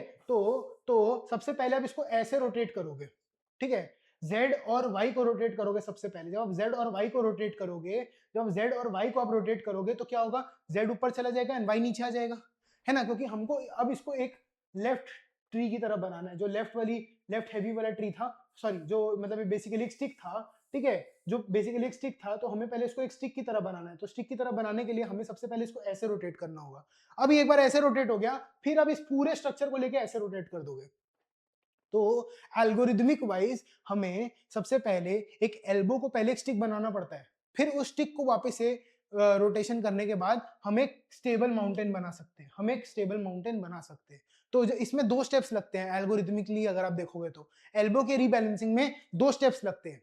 समझ में आया? तो जब 2 स्टेप्स लग रहे हैं, मतलब ज़्यादा स्टेप्स लग रहे हैं, हर एक बेसिकली उसमें ज़्यादा स्टेप्स लग रहे हैं एंड ज़्यादा स्टेप्स लगने के बाद भी वो जो है, वो जो रिजल्ट दे रहा है उसमें हमको हो सकता है ज़्यादा रीबैलेंसेस भी लगे।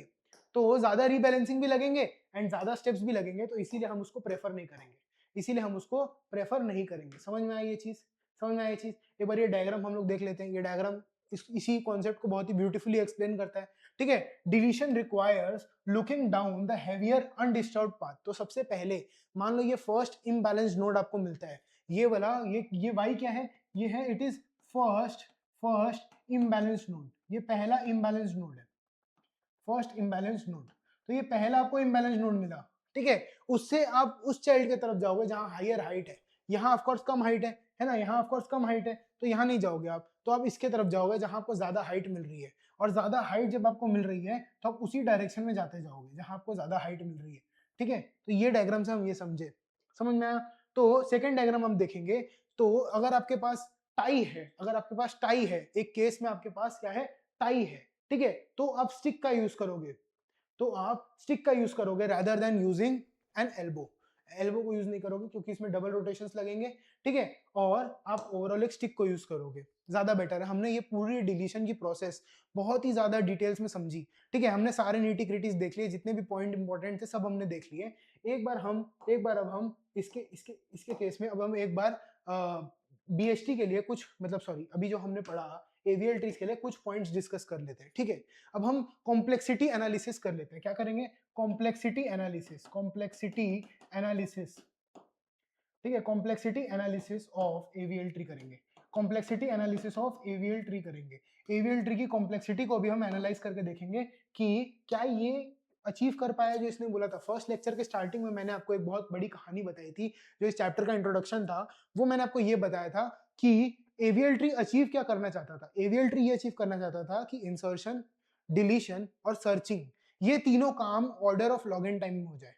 क्योंकि हमने देखा था कि अगर हम नॉर्मल बीएसटी यूज करते, नॉर्मल बीएसटी अगर हम यूज करते थे तो प्रॉब्लम क्या होती थी? सर्चिंग जो है वो कैसी हो जाती थी? ऑर्डर ऑफ एन टाइम में हो जाती थी। और insertion deletion basically order of log n में रहता था, है ना? इंसर्शन स्लैश डिलीशन जो था वो भले ही आपका order of log N time में रहता था।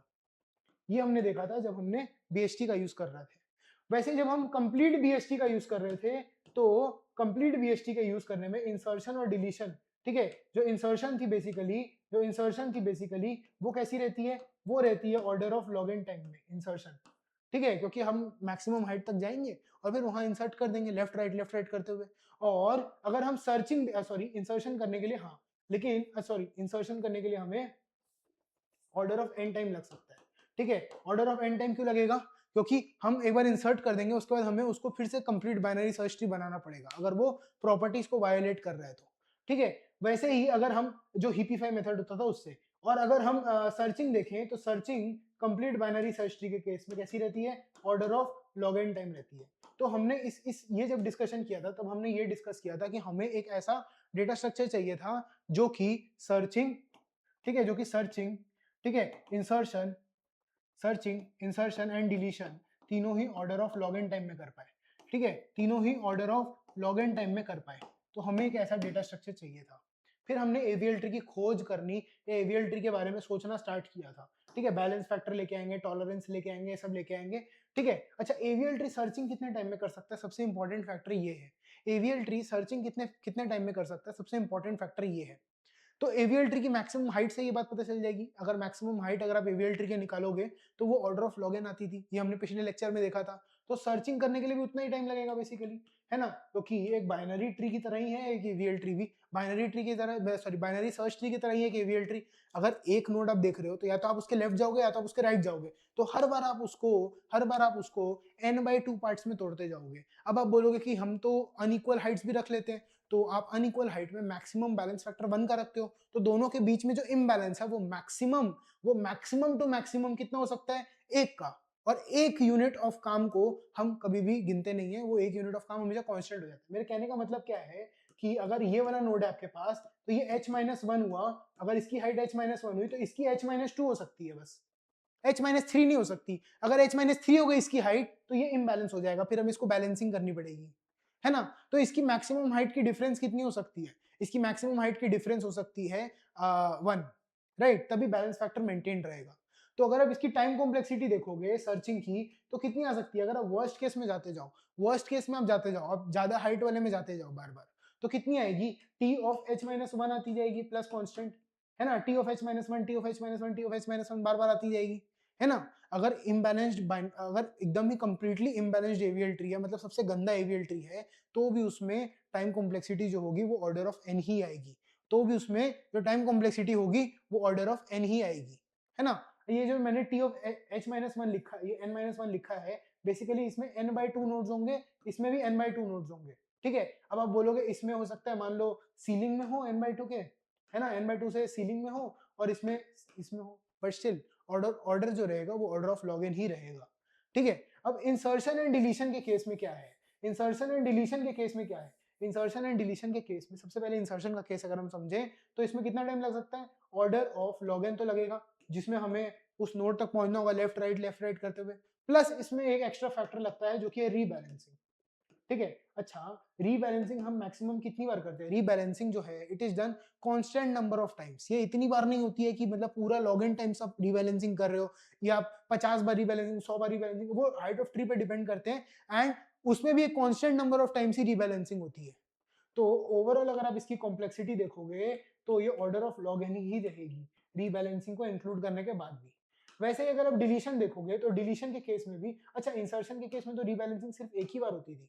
इंसर्शन के केस में तो रीबैलेंसिंग सिर्फ एक ही बार होती थी, रूट नोड से हम उस फर्स्ट अनबैलेंस्ड नोड से हम उस तरफ जाते थे जहां पर हमने इंसर्ट किया है, एंड रीबैलेंसिंग हो गई। तो इसमें तो ये ऑर्डर ऑफ 1 हो गया एक तरीके से। डिलीशन के केस में लेकिन ऑर्डर ऑफ लॉग एन इधर पे आया, एंड रीबैलेंसिंग के केस में हो सकता है मैक्सिमम टू मैक्सिमम अगर आप चले जाओ, मैक्सिमम टू मैक्सिमम आप चले जाओ तो यहाँ भी ऑर्डर ऑफ लॉग एन आ सकता है। तो order of log n plus order of log n, it still remains order of log n, ठीक है? तो क्योंकि इसमें insertion time, deletion time and searching time तीनों ऑर्डर ऑफ लॉग एन है, तो इसीलिए ये हमारा आइडियल डेटा स्ट्रक्चर है जिसको हम अभी इतने देरी से खोज रहे थे, ठीक है? जिसको हम अभी इतने देरी से खोज रहे थे। तो ये हो गया इंसर्शन, डिलीशन एंड मतलब टाइम कॉम्प्लेक्सिटी एनालिसिस भी हो गया। यही चीज मैंने इस स्लाइड में लिखी है कि अगर आप टाइम कॉम्प्लेक्सिटी देखोगे, ठीक है, अगर आप टाइम कॉम्प्लेक्सिटी देखोगे तो भी आपके लिए ये बहुत ज्यादा फेवरेबल ट्री है, क्योंकि सर्चिंग का टाइम जो है वो ऑर्डर ऑफ लॉग एन लग रहा है। इंसर्शन का जो टाइम मतलब स्टैंडर्ड बाइनरी सर्च ट्री जैसे सर्चिंग करना है, अगर बड़ा है तो राइट साइड जाना है, छोटा है तो लेफ्ट साइड जाना है, नहीं तो अगर बराबर है तो वही वाला नोड हो गया। इंसर्शन जो है उसमें नॉर्मल बाइनरी सर्च ट्री वाला इंसर्शन करना था, प्लस उसके साथ में एक रीबैलेंसिंग का स्टेप था। ये ऑर्डर ऑफ 1 है, ये ऑर्डर ऑफ लॉग एन है, तो ओवरऑल ये ऑर्डर ऑफ लॉग एन आ गया। बाइनरी से इसका डिलीशन कैसा था? Order of log n, plus मान लो वर्स्ट केस में रीबैलेंसिंग करने जाओ तो ऑर्डर ऑफ लॉग एन आ सकता है। तो overall order of log n plus log n, it still remains order of log n, right? तो AVL ट्री का जो the AVL tree never touches the search function, it only intervenes the repair damage after insert and delete, ठीक है? Search function के साथ वो कुछ छेड़छाड़ी नहीं कर रहा है, क्योंकि AVL ट्री है तो बाइनरी सर्च ट्री का मॉडिफिकेशन, तो बाइनरी सर्च ट्री की तरह ही उसका है सब कुछ। बस डिफरेंस क्या है? बस उसमें डिफरेंस क्या है? उसमें डिफरेंस ये है कि जब हम रीबैलेंसिंग करते हैं तो एक एक्स्ट्रा कुछ टाइम लग सकता है, वो भी सिर्फ डिलीशन के केस में लगता है। इंसर्शन के केस में तो एक ही हम रीबैलेंस करते हैं, बस एक रीबैलेंस ऑर्डर ऑफ 1 टाइम हो गया, कांस्टेंट टाइम हो गया, ठीक है? कांस्टेंट टाइम हो गया, तो ये हमको समझ में आ गया। अब हम एक बहुत ही इंपॉर्टेंट टॉपिक देखेंगे कि मैक्सिमम नोड्स एक एवीएल ट्री के अंदर कितने हो सकते हैं, ठीक है? अगर एवीएल ट्री की हाइट 0 है, ठीक है, मान लो अगर एवीएल ट्री की हाइट 0 है तो बेसिकली उसमें कितने मैक्सिमम नोड्स हो सकते हैं? तो उसमें कितने मैक्सिमम नोड्स होते हैं? इसमें बहुत ही एक मैथमेटिकल कॉन्सेप्ट हम अभी डिस्कस करेंगे, बहुत ही इंटरेस्टिंग है, मैथमेटिकल है स्लाइटली, तो अभी हम उसको डिस्कस करेंगे, ठीक है? ज्यादा प्री रिक्विजिट्स की जरूरत नहीं है, आप बस देखते जाओ, आपको समझ में आएगा। अगर हाइट आपकी 0 है तो फिर आपका मैक्सिमम कितने नोड्स हो सकते हैं उस एवीएल ट्री में? तो फिर आपका एक सिंगुलर नोड होगा, ठीक है? तो नंबर ऑफ नोड्स को हम n ऑफ h बोल देते हैं, ठीक है? n ऑफ h बोल देते हैं, n ऑफ h मतलब number of nodes at height h, ठीक है? जब हम n ऑफ h लिख रहे हैं, जब हम n ऑफ h लिख रहे हैं, जब हम n ऑफ h लिख रहे हैं तो इसका कहने का क्या मतलब है? Number of nodes at height h, at height h। तो अगर h 0 है, हाइट 0 है, तो कितना कितने मैक्सिमम नोड्स हो सकते हैं? तो मैक्सिमम नोड्स कितने हो सकते हैं? nh कितना आएगा? nh कितना आएगा? nh विल बी 1, एक नोड हो सकता है मैक्सिमम। मैक्सिमम देख रहे हैं फिर मिनिमम देखेंगे, ठीक है? अगर मान लो आपकी हाइट 1 है, अगर आपकी हाइट 1 है तो तो मैक्सिमम कितने नोड्स हो सकते हैं? ये, इसके लेफ्ट में एक नोड। अच्छा, ये भी एक वैलिड एवीएल ट्री है वैसे तो ये भी एक वैलिड एवीएल ट्री है, बट ये मैक्सिमम नोड्स वाला नहीं, ये मैक्सिमम नोड्स वाला है। Valid AVL tree plus maximum nodes, ये चाहिए हमें। तो अगर आप NH इक्वल टू 1 देखोगे तो NH कितना आएगा इसका? NH कितना आएगा? इसके केस में NH आ गया 3। तो मैक्सिमम नोड्स कितने हो सकते हैं? इसमें मैक्सिमम नोड्स कितने हो सकते हैं? इसमें मैक्सिमम नोड्स हो सकते हैं 3। क्लियर है? और जब H इक्वल टू 0 है तब मैक्सिमम नोड्स कितने हो सकते हैं? It is coming out to be 1। ठीक है, एक बार हम ये देखते हैं कि अगर H इक्वल टू, ये लास्ट देखेंगे, अगर H इक्वल टू 2 है तो मैक्सिमम नोड्स कितने हो सकते हैं, ये भी चेक कर लेते हैं एक बार। ठीक है, तो सबसे पहले मैंने आपको बताया था मैक्सिमम नोड्स वाला जो एवीएल ट्री होगा, it would be nothing but a complete binary search tree. ठीक है, द एवीएल ट्री, लिख लो ये, the AVL tree with max nodes, with max number of nodes, ठीक है, फॉर हाइट h, अगर हाइट h है और मैक्स नंबर ऑफ नोड्स हमें चाहिए with height h and max number of nodes is a complete binary search tree, is a complete binary search tree. जो binary search tree हमने देखा था, उसका कंप्लीट वाला जो वर्जन होगा वो, उसको हम बोलेंगे AVL tree with maximum number of nodes. ठीक है, और ये तो बहुत लॉजिकली भी हम डिराइव कर सकते हैं। ठीक है, तो इसमें कितने आ रहे हैं? NH कितना आ रहा है इसका? NH is coming out to be 1 2 3 4 5 6 7, तो it is coming out to be 7। तो इसका नंबर ऑफ नोड्स कितने आ रहे हैं? इसके नंबर ऑफ नोड्स कितने आ रहे हैं? It is coming out to be 7। Clear हो गया ये वाला बात? ये 3 पॉइंट हमारे क्लियर हुए। कैसे हम देख रहे हैं? नंबर ऑफ नोड्स, अगर हाइट 0 तो 1 आएंगे, अगर हाइट 1 हो जाती है तो 3 आ रहे हैं, एंड अगर हम हाइट को 7 कर रहे हैं तो सॉरी, हाइट को अगर हम बढ़ा रहे हैं, 2 कर रहे हैं, तो फिर it is coming out to be 7। अब हम ऐसे तो मैनुअली नहीं निकाल सकते। ठीक है, तो हमें कुछ मैथमेटिकल फॉर्मूला से इसको डिराइव करना सीखना होगा कि जिससे हम एक ऐसा रेफरेंस रिलेशन लिख पाए जिससे हम इसको डिराइव कर ले जल्दी से। ठीक है, तो अब हम उस रेफरेंस रिलेशन की खोज में जाएंगे। मतलब बेसिकली अभी हम करने क्या वाले हैं? डिराइविंग। ठीक है, डिराइविंग रेकरेंस रिलेशन। ठीक है, recurrence relation for maximum nodes. ठीक है, at height equal to h, हमको मैक्सिमम नोड्स चाहिए। At height equal to h में हमें मैक्सिमम नोड्स चाहिए। ऐसे एक रिलेशन हम डिराइव करेंगे जिसमें हमें मैक्सिमम नोड्स मिल पाए एट हाइट h। क्लियर है? तो वो अभी हम देखते हैं। तो सबसे पहले हमने क्या देखा? सबसे पहले अभी तक हमने क्या देखा कि अगर h 0 था, मतलब n 0, ये आ रहा था 1। अगर आपका हाइट 1 था तो it is coming out to be nothing but 3, and अगर आपकी हाइट अगर मैक्सिमम 2 थी तो it is coming out to be 7। ये हमने अभी तक देखा। अच्छा, अगर हम इसको लॉजिकली सोचे, इसको मैथमेटिकली भी सोचेंगे देन लॉजिकली भी सोचेंगे। अगर हम इसको लॉजिकली सोचे, ठीक है, तो एक नोड में कितने मैक्सिमम, एक नोड के अंदर में कितने मैक्सिमम, सॉरी, एक हाइट के अंदर में कितने मैक्सिमम हो सकते हैं? मान लो अगर ये एक हाइट h पे है, ये एक हाइट h पे है, ठीक है, इसकी हाइट कितनी है? इसकी हाइट h, ये वाले नोड की। इसके 2 चिल्ड्रन होंगे, है ना? इसके 2 चिल्ड्रन होंगे। ठीक है, अगर हमें मैक्सिमम नंबर ऑफ नोड्स चाहिए, जैसे कि आप इस एग्जांपल में देखो, अगर हमें मैक्सिमम नंबर ऑफ नोड्स चाहिए तो हम क्या देख सकते हैं? ये वाला जो ट्री है एंड ये वाला जो ट्री है, मतलब ये अगर h इक्वल टू 2 वाली हाइट है तो ये दोनों कौन सी है? ये h इक्वल टू 1 की तरह है एंड ये भी h इक्वल टू 1 की तरह है। मतलब ये जो सब ट्री है ये h इक्वल टू 1 की तरह है, ये h इक्वल टू 1 की तरह है। देखो h इक्वल टू 1 ये रहा, h इक्वल टू 1 ये रहा, ये ट्री इधर पे पड़ी है, ये ट्री इधर पे पड़ी है, राइट? तो अगर कोई भी h हाइट के लिए हमें मैक्सिमम नोड्स चाहिए तो उसके दोनों चिल्ड्रंस में हमें h-1 और h-1 रखने से हमारा काम हो सकता है। जैसे कि मान लो अगर h इक्वल टू 3 के लिए आपको मैक्सिमम चाहिए, तो आप क्या करोगे? यहाँ पर ये वाला नोड अगर h इक्वल टू 3 है तो यहाँ पर कौन सा ट्री बिठाना होगा हमें? h इक्वल टू 2 वाला, है ना? और यहाँ पर कौन सा ट्री हमें बिठाना होगा? यहाँ पर भी h इक्वल टू 2 वाला ट्री बिठाना होगा। अगर हम ऐसा बिठा दें तो कैसा बनेगा? ये बनेगा ना, ये बनेगा, जल्दी बनाते हैं इसको, ये बनेगा, राइट? ये बनेगा h इक्वल टू 2 वाला ट्री, और अगर ये देखें तो h इक्वल टू 3 वाला ट्री बन गया, जिसमें अब मैक्सिमम नंबर ऑफ नोड्स है। एक भी आप इसमें नोड भरोगे तो फिर वो हाइट बढ़ जाएगी उसकी, राइट? तो अब उसकी हाइट बढ़ जाएगी। तो इसका मतलब क्या हुआ? इसका मतलब ये हुआ कि अगर आपको मैक्सिमम नंबर ऑफ नोड्स चाहिए तो आपको क्या करना होगा?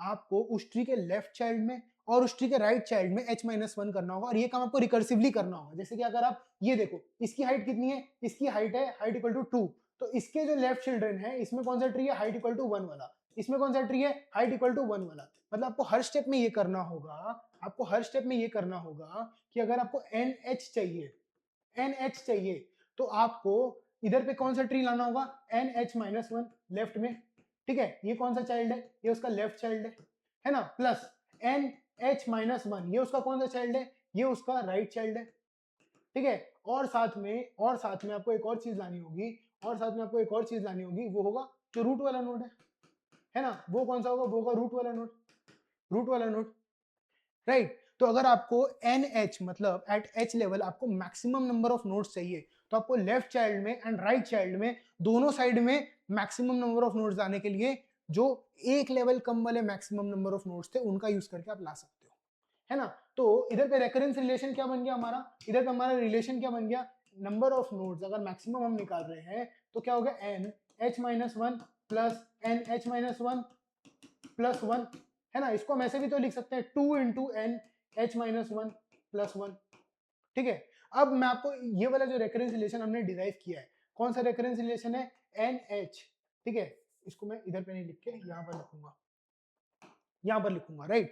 अगर मैं इसको यहाँ पर लिखूं तो जो हमने NH वाला जो डिराइव किया है, NH which is equals to मतलब 2 इंटू NH-1 प्लस 1, ये वाला जो हमने रेफरेंस रिलेशन डिराइव किया है, अगर हम इसको डायरेक्टली सॉल्व करें, ठीक है, तो मैं जल्दी से आंसर निकाल सकता हूँ, बट मैं चाहता हूँ कि आप एक बार इसकी डेरिवेशन भी देख लो, ठीक है। बहुत इजी डेरिवेशन है, 1 मिनट लगेगा देखने में, ठीक है। तो अगर n ये आपका इक्वेशन 1 बोल दो, ठीक है, इसमें इसको आप इक्वेशन 1 बोल दो। इक्वेशन 1 कहने का क्या मतलब है, इक्वेशन 1 कहने का क्या मतलब है कि ये जो NH equal to 2 NH-1 plus 1 था, ये आपकी इक्वेशन 1 है। अगर आप इक्वेशन 2 बनाओ, इक्वेशन 2 में आप क्या करोगे, इक्वेशन 2 में आप H को रिप्लेस कर दोगे H-1 से, आप H को रिप्लेस कर दोगे H-1 से, तो क्या आएगा, NH-1 equal to 2 into N, H को किससे रिप्लेस करें, H-1 प्लस 1 से। समझ में आया, हमने क्या किया, H को H-1 से रिप्लेस कर दिया, तो इस स्टेप के बाद ये क्या बन जाएगा, NH-1 equals to 2 into NH-2 plus 1, ये बन गया, है ना, ये बन गया। वैसे तो अगर आपने टाइम कॉम्प्लेक्सिटी स्पेस कॉम्प्लेक्सिटी पढ़ी है तो फिर ये आपके लिए एकदम इजी होना चाहिए। इसको हम इक्वेशन 2 बनाते हैं, ठीक है। अब इक्वेशन 1 मेरे पास है 2 इंटू NH-1 प्लस 1, है ना, और इक्वेशन 2 मेरे पास है NH-1 के लिए 2 इंटू NH-2 प्लस 1। तो अगर हम ये NH-1 को लेके जाके यहाँ सब्सटीट्यूट कर दें, ठीक है, तो फिर हमें कुछ एक रिलेशन मिलना चाहिए, ठीक है। हम क्या कर रहे हैं, सब्सटीट्यूटिंग, ठीक है, equation 2, substituting equation 2 in equation 1, हम ये NH-1 की वैल्यू यहाँ डालेंगे और देखेंगे क्या होता है, ठीक है। तो क्या बनेगा, NH इक्वल टू क्या बना, NH क्या बना, ये बना 2 इंटू NH-1 के बदले क्या डालूंगा, NH-1 के बदले क्या डालूंगा, NH-1 के बदले डालूंगा 2 इंटू NH-2, 2 इंटू NH-2, है ना, प्लस 1 और बाहर में प्लस 1 पहले से था, मतलब ये वाली जो पार्ट है ना, it is nothing but NH-1, ये कुछ नहीं है, इट इज NH-1। क्लियर हुआ, ये क्लियर हुआ।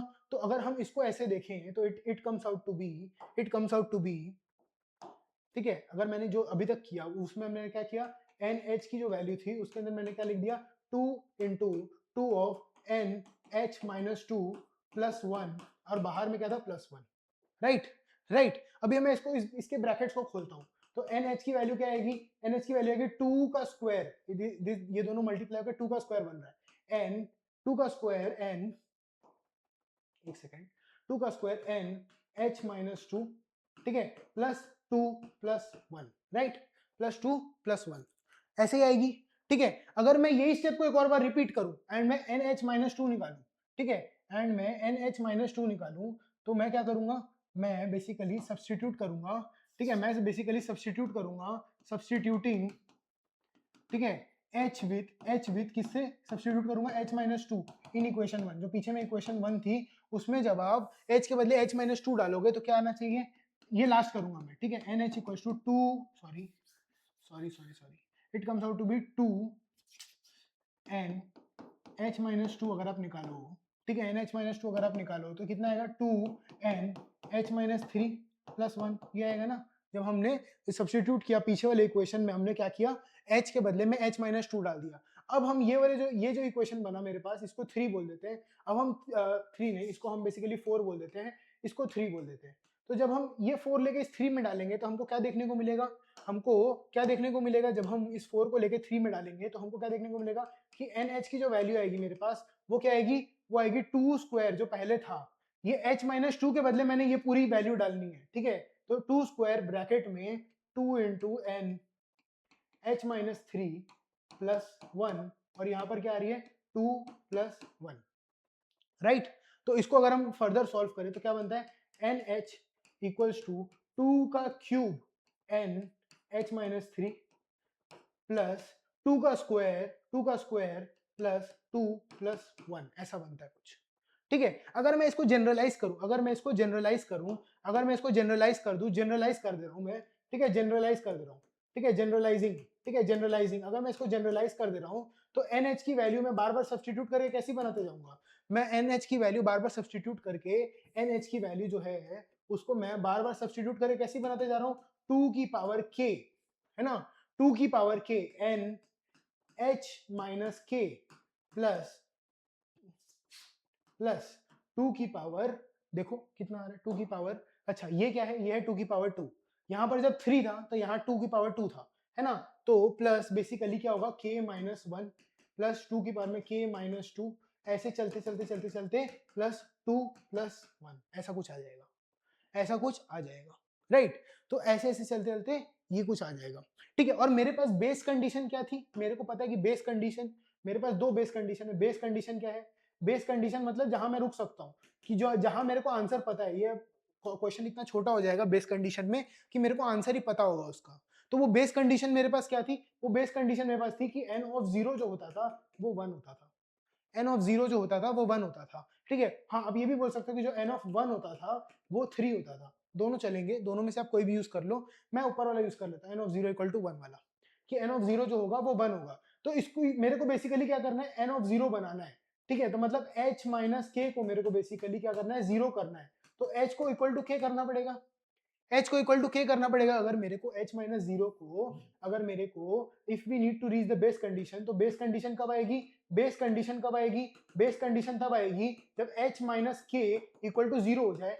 कहने का मतलब है h इक्वल टू k हो जाए, h इक्वल टू k हो जाए। तो h इक्वल टू k लगा दो, h इक्वल टू k लगा दो एंड चेक करो। h इक्वल टू k जब हो जा रहा है तब चेक करेंगे तो क्या आएगा, 2 की पावर में क्या है, h इक्वल टू k है, तो मैं यहाँ h लिख देता हूँ, 2 की पावर में h, है ना, क्या आ रहा है 2 की पावर में h, और अंदर में क्या आएगा n ऑफ 0, इसको तो 0 बनाया था हमने, है ना, 2 की पावर में h, क्योंकि h इक्वल टू k है, ये h इक्वल टू k होने की वजह से ये 0 हो जाएगा, है ना।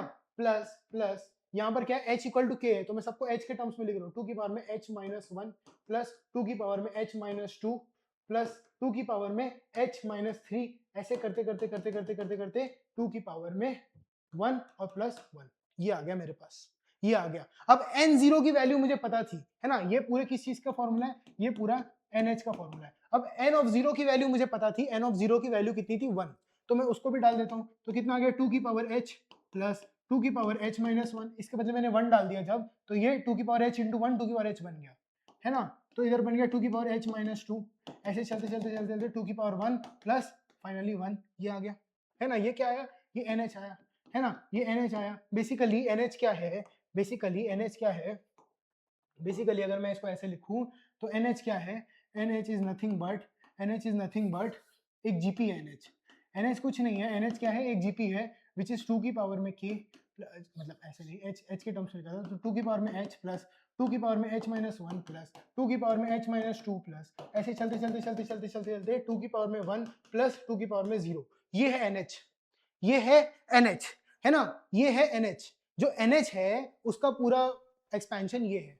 तो अगर मैं इसको अगर जनरलाइज कर दूं तो ये क्या है, ये 2 की पावर में h का समेशन है ना, एक तरीके से अगर आप देखोगे तो ये एक जीपी है, ये एक जीपी है। तो जब एक ऐसी जीपी होती है, जब एक ऐसी जीपी होती है तो उसका समेशन कितना आता है, तो उसका समेशन कितना आता है, वो हम लोग कर सकते हैं जीपी के फॉर्मूला से, वो हम लोग कर सकते हैं जीपी के फॉर्मूला से। अगर मैं डायरेक्ट लिख दूं तो मैं ऐसे लिख देता हूँ, टू की पावर में h plus one minus one आ जाएगा, है ना, टू की पावर में h plus one minus one आ जाएगा, इजी है बहुत, है ना, टू की पावर में h plus one minus one आ जाता है इसका समेशन।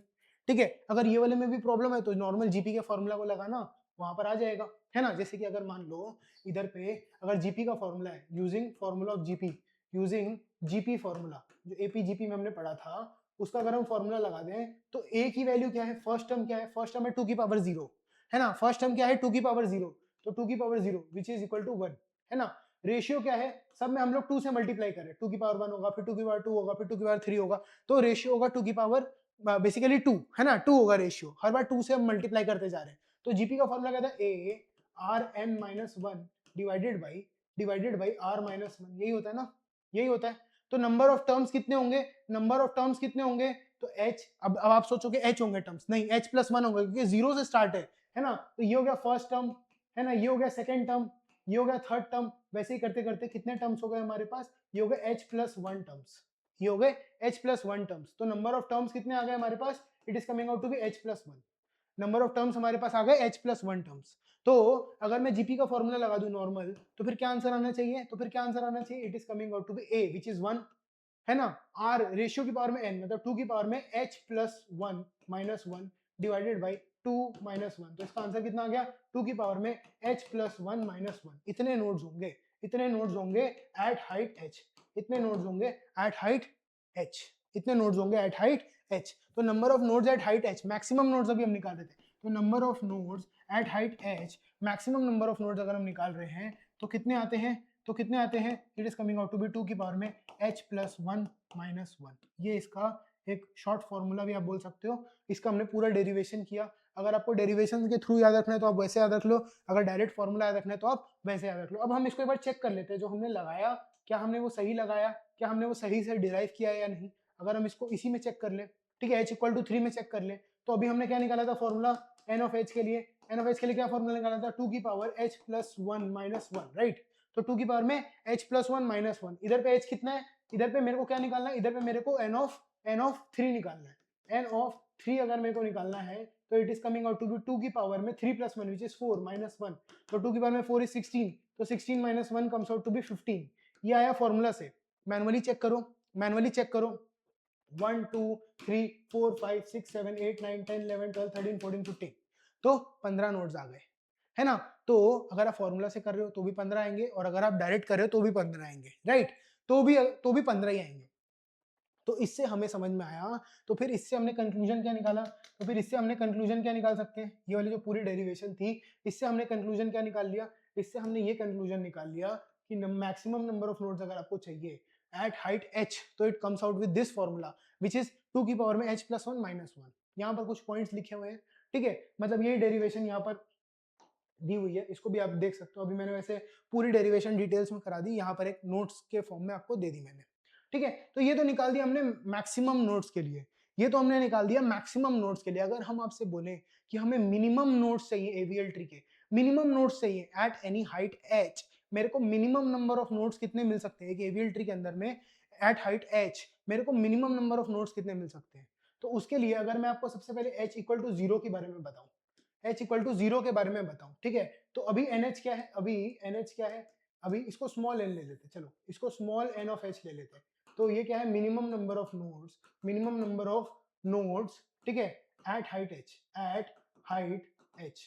तो ये मिनिमम नंबर ऑफ नोड्स है एट हाइट h, ये हम स्मॉल nh से ले रहे हैं, at height h minimum number of nodes. तो हाइट इक्वल टू जीरो, तो एक ही नोड हो सकता है ना। तो स्मॉल nh कितना आएगा, स्मॉल nh कितना आएगा, स्मॉल nh की वैल्यू वन आ जाएगी, एक ही नोड हो सकता है बेसिकली, है ना। अगर हाइट वन हो जाए तो फिर कितना आ सकता है, ये या तो ये स्ट्रक्चर बन सकता है, या तो ये स्ट्रक्चर बन सकता है, या तो ये स्ट्रक्चर बनेगा, या तो लेफ्ट वाला या तो राइट वाला स्ट्रक्चर बनेगा, है ना, या तो लेफ्ट वाला स्ट्रक्चर या तो राइट वाला स्ट्रक्चर, है ना। तो इसमें मिनिमम नंबर ऑफ नोड्स कितने आ गए, minimum number of nodes two आ गए, है ना। इसमें मिनिमम नंबर ऑफ नोड्स कितने आ गए, इसमें minimum number of nodes two आ गए। अगर मैं हाइट इक्वल टू टू ले लूं, ये यहाँ से बातें इंटरेस्टिंग होगी, ध्यान से समझना, बहुत इजी कॉन्सेप्ट है। अगर मैं हाइट इक्वल टू टू ले लूं तो फिर मेरे को मिनिमम नंबर ऑफ नोड्स निकालने के लिए क्या करना होगा, तो फिर मेरे को मिनिमम नंबर ऑफ नोड्स निकालने के लिए क्या करना होगा, मैं बनाता हूँ। ये हो सकता है ना, मान लो ये हो सकता है ना, ये हो सकता है। क्या ये बैलेंस्ड है? क्या ये बैलेंस्ड है? 1 माइनस 0 ये 1 आ रहा है, 1 2 2 में, हाँ ये बैलेंस्ड है बिल्कुल, ये बैलेंस्ड है बिल्कुल, है ना। तो इधर पे नंबर ऑफ नोड्स कितने आ गए? इधर पे नंबर ऑफ नोड्स कितने आ गए? NH कितना आ गया? NH is coming out to be 1 2 3 4, 4 nodes. या तो इसके एक ऑल्टरनेट स्ट्रक्चर ये भी तो बना सकते हो, ये वाला भी तो स्ट्रक्चर चलेगा, ये भी एक वैलिड AVL ट्री है। या तो फिर एक और ऑल्टरनेट स्ट्रक्चर ये हो सकता है ना, ये एंड इधर पे ऐसे। या तो एक और ऑल्टरनेट स्ट्रक्चर ये भी हो सकता है, ये एंड ये चारों ही वैलिड है। बट इसमें सब में नंबर ऑफ नोड्स जो है वो सेम है, ये चारों जो है ये वैलिड स्ट्रक्चर्स है, बट और इनमें नंबर ऑफ नोड्स जो है वो सेम है, विच इज 4। तो अभी हम मिनिमम नंबर ऑफ नोड्स निकाल रहे हैं, तो मेरे को इस वैल्यू से मतलब है। क्या आप 3 नोड्स लेके हाइट 2 का ट्री बना सकते हो? कोशिश करके देख लो, नहीं बनेगा। अगर आप ऐसे ले लोगे 3 नोड्स हाइट इक्वल टू 2 बनाने के लिए, तो ये इनवैलिड है ना, ये तो स्टिक है, ठीक है। अब ऐसे अगर आप ये ले लोगे तो भी इनवैलिड हो जाएगा, वैसे अगर आप ये ले लोगे तो भी इनवैलिड हो जाएगा, ये सारे ट्रीज इनवैलिड हो जाएंगे। तो और कोई स्ट्रक्चर पॉसिबल ही नहीं है जिसमें आप हाइट इक्वल टू 2 ले पाओ एंड उसमें आप नंबर ऑफ नोड्स जो है उसको मिनिमम कर पाओ। तो 4 नोड्स के साथ ही आप मिनिमम टू मिनिमम बना सकते हो, 3 नोड्स के साथ इट इज नॉट पॉसिबल, ठीक है। तो अगर हम इस चीज को ध्यान से देखें, ध्यान से समझना बहुत ही इजी चीज है। अगर आप इस चीज को ध्यान से देख रहे हो तो आपको ये चीज का रियलाइजेशन होगा कि ये वाले ट्री के अंदर में एक्चुअली में एक ट्री छुपा हुआ है जो मुझे इसकी तरह दिख रहा है, हाइट इक्वल टू 1 की तरह दिख रहा है। और एक ट्री छुपा हुआ है जो मुझे हाइट इक्वल टू 0 की तरह दिख रहा है। एक हाइट इक्वल टू 1 वाला दिख रहा है, एक हाइट इक्वल टू 0 वाला दिख रहा है ना। ये क्या है? ये NH इक्वल टू 1 वाला ट्री है ना। सॉरी, अगर मैं NH इक्वल टू 1 नहीं लिखूं तो मैं N1 वाला ट्री बोल सकता हूँ। हाइट इक्वल टू 1 वाला ट्री है ना, हाइट इक्वल टू 1 वाला ट्री है ये, और ये N0 वाला ट्री है। वैसे अगर आप इसको देखो तो ये भी वही है ना, ये N1 वाला ट्री है एंड ये N0 वाला ट्री है ना, ये N1 वाला ट्री है, ये N0 वाला ट्री है। वैसे अगर आप इसको देखो तो ये N0 वाला ट्री है एंड ये साइड का N1 वाला ट्री है। ये वाले केस में भी सेम, ये N0 वाला ट्री है एंड ये N1 वाला ट्री है। देख लो, ध्यान से देख लो एक बार, ठीक है, छुप गया होगा तो देख लो ध्यान से। तो मेरे को क्या समझ में आ रहा है, अगर मेरे को h हाइट के लिए मिनिमम नंबर ऑफ नोड्स वाला ट्री चाहिए, h हाइट के लिए मिनिमम नंबर ऑफ नोड्स वाला ट्री चाहिए, तो फिर मुझे क्या करना होगा, ये रूट नोड लेके इसके लेफ्ट सब ट्री में मुझे एक h-1 का ट्री चाहिए होगा, है ना, और राइट सब ट्री में मुझे एक h-2 का ट्री चाहिए होगा। राइट सब ट्री में मुझे कैसा चाहिए होगा, h-2 का सब ट्री चाहिए होगा। ये इतना समझ में आ रहा है ना। मेरे को एक हाइट इक्वल टू 1 में अगर मैं एक हाइट h ले रहा हूं तो मुझे एक साइड में n मतलब एक h-1 वाला मिनिमम ट्री चाहिए होगा, और राइट साइड में मुझे, या इसका उल्टा भी चलेगा, जैसे कि अगर आप ये नोड ले रहे हो तो आप इस साइड में h-2 ले लो एंड इस साइड में आप h-1 ले लो, ये भी चलेगा, दोनों चलेंगे, बेसिकली दोनों चलेंगे, दोनों काम करते हैं, है ना, दोनों काम करते हैं, है ना। तो अगर for minimum number of nodes तो मुझे या तो ये ट्री चाहिए होगा या तो वो ट्री चाहिए होगा, दोनों में से कोई भी ट्री चलेंगे। अब जैसे मैंने पिछले वाले का रिकर्सिव फॉर्मूला लिखा था, अगर मैं इसके लिए लिखूं रिकर्सिव फॉर्मूला, तो इसके केस में क्या होना चाहिए, recursive formula small n of h, इसका रिकर्सिव फॉर्मूला क्या आना चाहिए, it comes out to be n h-1 plus n h-2, यही आना चाहिए ना, और प्लस 1, ये हो गया लेफ्ट ट्री के लिए, ये हो गया राइट ट्री के लिए, और ये हो गया रूट के लिए। वैसे इसके लिए अगर आप रिकर्सिव फॉर्मूला लिखते हो NH, तो क्या आना चाहिए, NH-2, है ना, प्लस NH-1 प्लस 1, जो कि रूट के लिए होगा, है ना, इसका लेफ्ट ट्री क्या है h-2 और राइट ट्री क्या है h-1, इसका लेफ्ट ट्री क्या है h-1, बट अगर आप ध्यान से देखो तो ये दोनों फॉर्मूलाज जो है वो इक्विवेलेंट है, सेम रिजल्ट प्रोड्यूस करेंगे, आप a प्लस बी करो चाहे b प्लस a करो, एसोसिएटिविटी की वजह से सेम रिजल्ट प्रोड्यूस होता है। तो मिनिमम नंबर ऑफ नोड्स अगर आपको चाहिए तो आपको कौन सा रेकरेंस सॉल्व करना होगा, NH equal to NH-1 plus NH-2 plus 1। अगर आप ये रेकरेंस सॉल्व कर देते हो तो आपको वो वाला ट्री मिल जाएगा जिसके अंदर में मिनिमम नंबर ऑफ नोड्स होंगे, वो वाला आपको ट्री मिल जाएगा। स्ट्रक्चर का मतलब नहीं है, हमें स्ट्रक्चर से मतलब नहीं है, स्ट्रक्चर मैंने जैसे आपको ये बना के दिखाया था, स्ट्रक्चर बहुत सारे हो सकते हैं, ये भी वैलिड है, ये भी वैलिड है, ये भी वैलिड है, ये भी वैलिड है, स्ट्रक्चर तो 4 हो सकते हैं, लेकिन नोड्स इसमें भी 4 है, इसमें भी 4 है, इसमें भी 4 है, इसमें भी 4 है, ठीक है। तो मेरे को स्ट्रक्चर से मतलब नहीं है, मेरे को मिनिमम नंबर ऑफ नोड्स से मतलब है। तो मिनिमम नंबर ऑफ नोड्स कितने होंगे इसमें, वो दिए जाएंगे इससे। और इसकी बेस कंडीशंस क्या होंगी, इसकी बेस कंडीशंस क्या होंगी, इसकी बेस कंडीशंस अगर आपको जाननी है तो बेस कंडीशंस में n ऑफ 0 मुझे मिलेगा 1 एंड n ऑफ 1 मुझे मिलेगा 2। ये इसकी बेस कंडीशंस है। तो अगर मैं इसी का अब यूज करके 3-4 और लिख दूं वैसे ही करके, ठीक है, जैसे कि अगर मुझे मान लो n ऑफ 2 निकालना है इसमें से, तो n ऑफ 2 निकालने के लिए मैं क्या कर सकता हूं, है ना, सबसे पहले n of h minus 1 which is 1 plus n of 0 plus 1। तो मेरे को minimum number of nodes at height 2 मिल जाएंगे। n ऑफ 1 की वैल्यू कितनी है, इसकी वैल्यू है 2, इसकी वैल्यू है 1 एंड इसकी वैल्यू भी है 1। तो n ऑफ 2 की जो वैल्यू आएगी it comes out to be nothing but 4। मैं यहाँ लिख देता हूँ, यहाँ लिख देता हूँ, n ऑफ 2 की जो वैल्यू हमने निकाली है, ये बेस कंडीशन नहीं है, ये हमने निकाली है, it comes out to be 4। It comes out to be 4। यहाँ हमने बना के भी देखा था उसे, यहाँ हमने बना के भी देखा था उसे कि h इक्वल टू 2 जब रहता है तो 4 नोड से मिनिमम वाला ट्री बन सकता है। यहाँ हमने वेरीफाई भी कर लिया एक तरीके से, है ना। तो इस हिसाब से अगर आप निकालना चाहो तो जब आप n ऑफ 3 की वैल्यू निकालोगे तो आप कैसे निकालोगे, it comes out to be n of 2 plus n of 1 plus plus 1। तो n of 2 plus n of 1 plus 1, है ना, n of 2 plus n of 1 plus 1 which is 4 plus n of 1 कितना है, n ऑफ 1 कितना है, n of 1 is 2, 4 plus 2 plus 1 which is comes out to be 7, which comes out to be 7। तो इसी तरीके से हमने जब n ऑफ 3 निकाला तो ये आ रहा है 7, तो ये आ रहा है 7। अच्छा, इसका फॉर्मूला हम जनरलाइज नहीं कर रहे हैं, उसकी जरूरत नहीं पड़ेगी क्योंकि ज्यादा हाइट तक आएगा नहीं, है ना, इसका ज्यादा हाइट तक आएगा नहीं। अभी जैसे कि अगर एक और अगर मैं निकाल दूं, अगर मैं इसका एक और निकाल दूं, जैसे कि मान लो n ऑफ 4 निकाल दूं, तो क्या आएगा, n of 3 plus n of 2 plus 1, ये आना चाहिए, n ऑफ 4 यही आना चाहिए। n ऑफ 3 की वैल्यू हमने निकाली थी, n ऑफ 3 की वैल्यू हमने निकाली थी 7, इसकी वैल्यू हमने निकाली थी 4 और इसकी वैल्यू हमने निकाली थी 1, है ना। तो 7 प्लस 4 प्लस 1, 7 8 11 एंड 12, ठीक है। तो ये हमने n ऑफ 4 की भी वैल्यू निकाल ली, n ऑफ 4 की भी हमने वैल्यू निकाल ली, जो कि कितनी आई थी, जो कि कितनी आई थी, जो कि आई थी 12। तो आप बहुत ही इजीली निकाल सकते हो इसको भी, बहुत इजीली आप इसको भी निकाल सकते हो। अगर ये आपसे पूछ ले कि minimum number of nodes in an AVL tree of height 4, तो 12 आएगी। Minimum number of nodes in an AVL tree of height h, वो कैसे दी जाती है, nh-1 प्लस nh-2 प्लस 1, ठीक है। और ऐसा क्यों है, ऐसा क्यों है, क्योंकि एवीएल ट्री के अंदर में आप देखोगे, अगर इसके उसको लॉजिकली अगर आप सोचोगे तो मैक्सिमम डिफरेंस इन हाइट 1 ही हो सकता है, मैक्सिमम डिफरेंस इन हाइट 1 ही हो सकता है। तो अगर root node is at height h, root node अगर हाइट h पे है तो उससे नीचे वाला ऑटोमेटिकली हाइट h-1 पे होना है ना, उसके नीचे वाला ऑटोमेटिकली हाइट h-1 पे होना है।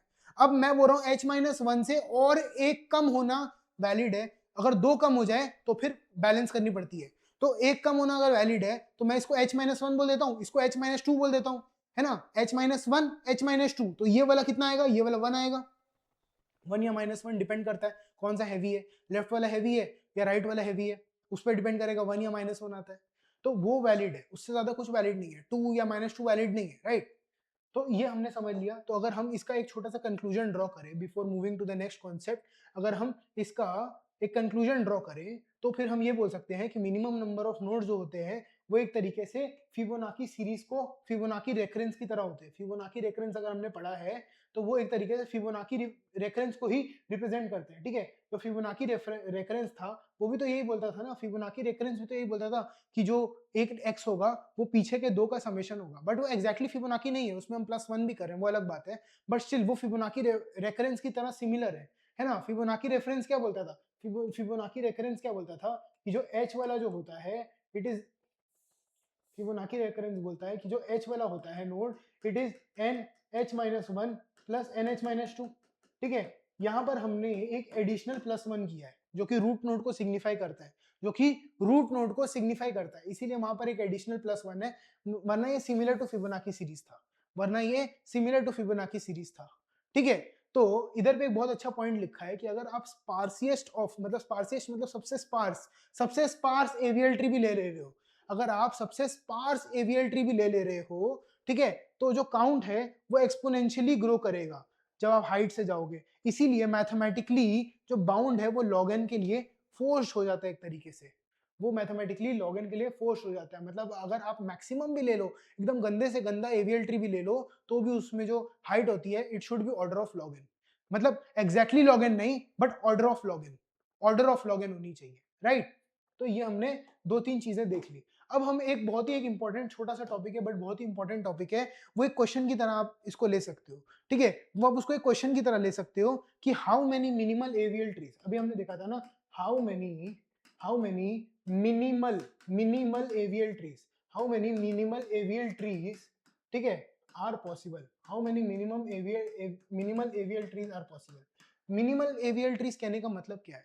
मिनिमल एवियल ट्रीज कहने का मतलब क्या है? मिनिमल एवियल ट्रीज कहने का मतलब क्या है? अगर मैं इस क्वेश्चन की डेफिनेशन अगर मैं आपको क्लियरली समझा दूं तो इस क्वेश्चन की डेफिनेशन क्या है, ठीक है, इस क्वेश्चन की डेफिनेशन क्या है? इस क्वेश्चन की डेफिनेशन ये है, ईच एवियल ट्री जो आप बनाओ, ईच एवियल ट्री जो आप बनाओ, उसके अंदर में दो चीजें होनी चाहिए, उसके अंदर में दो चीजें होनी चाहिए। पहला तो वो स्पार्स होना चाहिए, स्पारेस्ट होना चाहिए, एक तरीके से स्पारेस्ट होना चाहिए, ठीक है। आई डोंट नो कि स्पारेस्ट एक वर्ड है कि नहीं, ठीक है, मतलब कहने का क्या मतलब है, मोस्ट स्पार्स होना चाहिए। मोस्ट स्पार्स मतलब उसमें अगर मैं एक नोड भी हटा दूं तो उसकी हाइट कम हो जाए, या अगर मैं उसमें एक नोड भी बढ़ा दूं तो वो मिनिमल ना रहे, स्पारेस्ट है मतलब उसमें कम से कम नोड्स है, फॉर हाइट h मैं उसमें कम से कम नोड्स ले रहा हूं तो वो हो गया स्पारेस्ट एवियल ट्री होना चाहिए, ठीक है। तो मिनिमल नंबर ऑफ नोड्स में मैं मेरा क्वेश्चन क्या है कि मिनिमल नोड्स वाले एवियल ट्री हमने निकालने सीखे।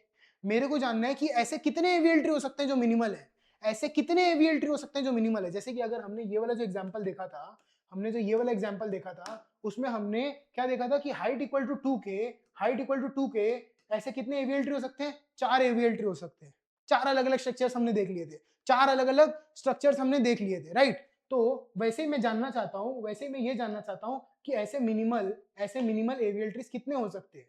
तो पहला उसका कंडीशन होगा कि वो स्पारेस्ट होना चाहिए, ठीक है, मोस्ट स्पार्स एवियल ट्री होना चाहिए, मोस्ट स्पार्स एवियल ट्री होना चाहिए, ठीक है, मोस्ट स्पार्स एवियल ट्री होना चाहिए, है ना। दूसरी बात कि वो यूनिक होना चाहिए, ऑफ कोर्स कि वो यूनिक होना चाहिए, उसमें अगर वैल्यूज हम डाल रहे हैं तो यूनिकली डाल पाए, बट वो तो ऐसे ही समझ में आ जाएगा, वो तो हमें ऐसे ही समझ में आ जाएगा, ठीक है। तो स्पारिश होना चाहिए एंड साथ में मिनिमल होना चाहिए, साथ में मिनिमल होना चाहिए। ये दो कंडीशन हमें सेटिस्फाई करते हुए कितने एवियल ट्री के स्ट्रक्चर्स हम बना सकते हैं।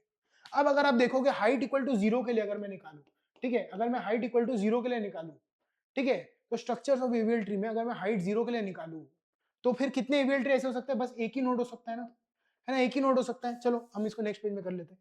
अगर मैं हाइट इक्वल टू 0 के लिए निकालू तो कितने ऐसे स्ट्रक्चर हो सकते हैं? तो कितने हो सकते हैं? कितने हो सकते हैं? एक ही हो सकता है ना, एक ही हो सकता है, एक ही हो सकता है, ये नोड एक ही है, ठीक है।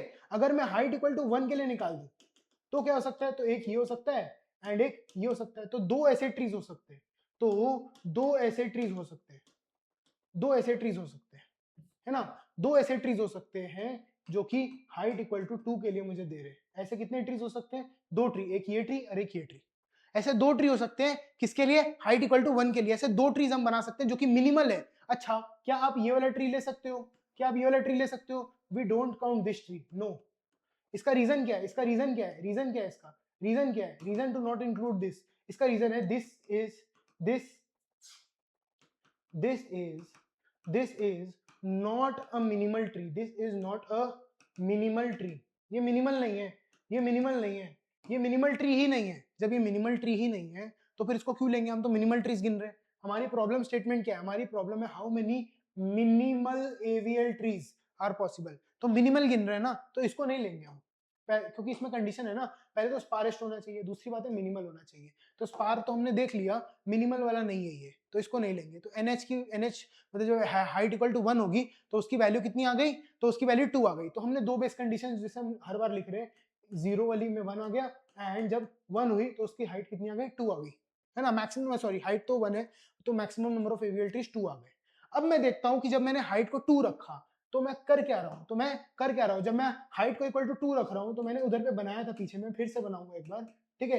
ये हो सकता है ना, ये हो सकता है, या तो ये हो सकता है ना, या तो ये हो सकता है, या तो लास्ट में ये हो सकता है ना। ये चारों एवियल ट्रीज हैं और ये चारों यूनिक होंगे। रीजन फॉर बीइंग यूनिक, अरे भाई ये यूनिक क्यों होगा? इसका रीजन क्या है कि इसके लेफ्ट और राइट में जब आप वैल्यूज डालोगे तो वो आप यूनिकली भर सकते हो कि बीएसटी तो है ही, ये बीएसटी तो है ही, तो इसमें यूनिकली भर पाओगे वैल्यूज, है ना। इसमें दो तीन तरीके से वैल्यूज नहीं भर पाओगे, स्ट्रक्चर हमने फिक्स कर दिया। तो इसके लिए हमने क्या देखा, इसके लिए हमने देखा कि या तो ये वाला साइड ऐसा हो, है ना, ये वाला साइड मिनिमल हो, है ना, ये वाला साइड मिनिमल होगा अपने में, और ये ऐसा होगा। तो ये 4 स्ट्रक्चर्स बना सकते हैं। जब हम h इक्वल टू 2 ले रहे हैं तो हम ऐसे कितने स्ट्रक्चर्स बना सकते हैं, 4 स्ट्रक्चर्स बना सकते हैं, है ना। अगर हम इसको कंसिडर करें, क्या क्या ये ये एक वैलिड एग्जांपल हो सकता है, क्या ये एक वैलिड एग्जांपल हो सकता है, क्या ये एक वैलिड एग्जांपल हो सकता है, नहीं, ये एक वैलिड एग्जांपल नहीं होगा, क्योंकि ये मिनिमल नहीं है, क्योंकि ये मिनिमल नहीं है, नॉट मिनिमल, नॉट मिनिमल। ठीक है, अब हम धीरे धीरे इसके रेफरेंस की तरफ पहुंच रहे हैं, अब हम धीरे धीरे इसके रेफरेंस की तरफ पहुंच रहे हैं। मैं बता देता हूं एक बार कैसे पहुंचेंगे।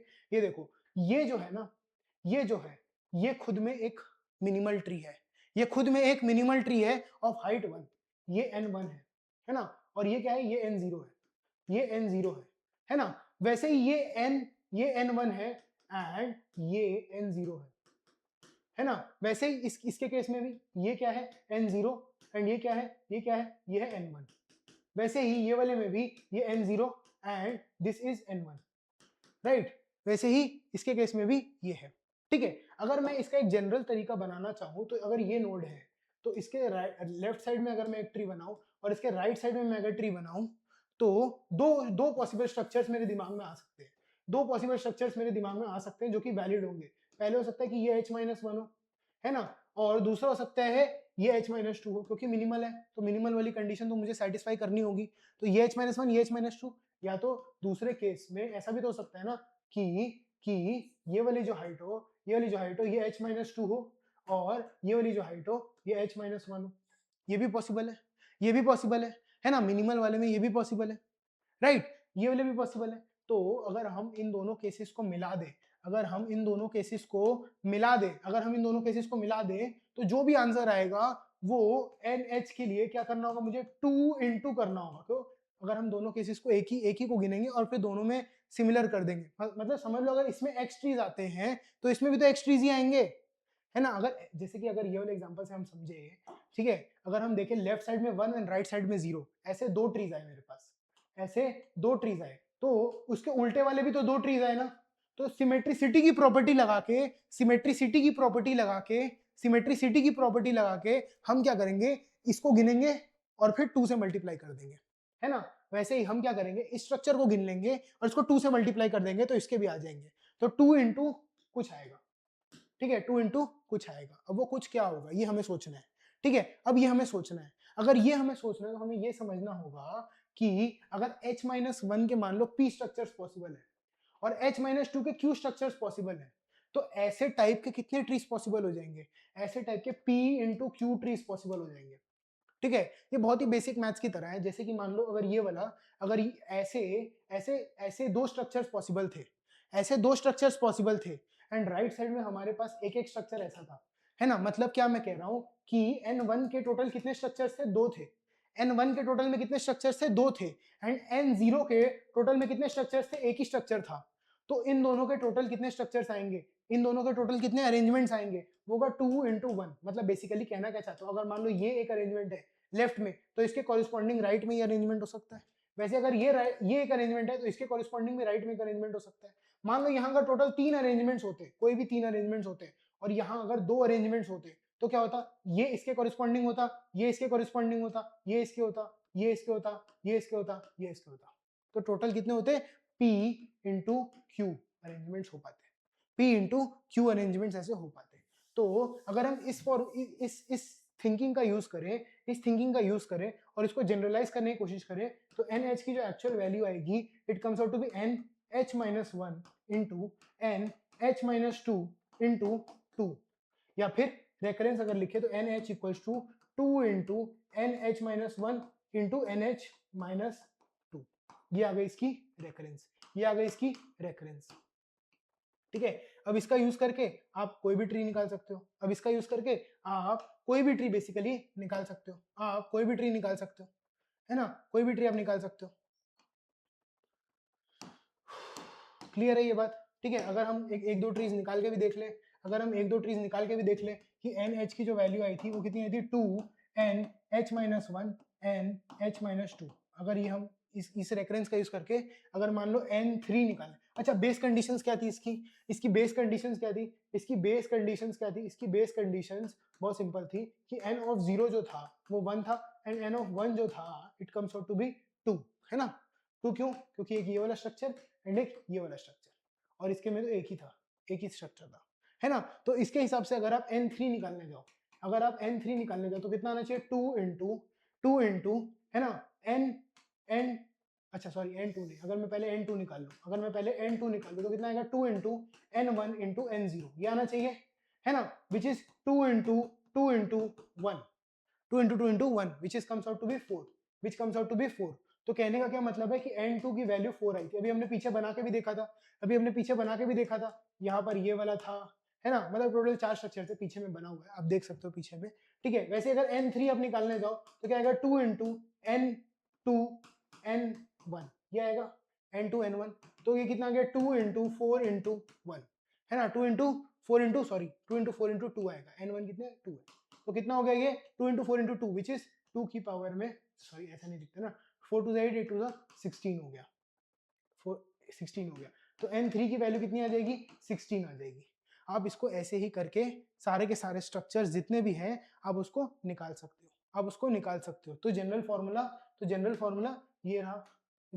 ये रहा, इसका यूज करके आप निकाल सकते हो, एंड उसकी बेस कंडीशंस ये रही, ठीक है, उसकी बेस कंडीशंस ये रही, ठीक है, क्लियर है ये बात, ठीक है। तो आज हमने बेसिकली एवीएल ट्री से रिलेटेड सारे के सारे पॉइंटर्स जितने भी हो सकते हैं वो सारे के सारे डिस्कस कर लिए। अब इसके अलावा एवीएल ट्री में कोई भी ऐसा टॉपिक नहीं है जो बच गया हो, ठीक है। कुछ क्वेश्चन है जो आप अच्छे क्वेश्चन अगर आप प्रैक्टिस कर लो तो आपके लिए वो मोर देन इनफ हो जाएगा, ठीक है। तो यहाँ से हम एवीएल ट्री का जो टॉपिक है उसको कंप्लीटली एंड करते हैं आज, ठीक है। तो thank you for attending this lecture.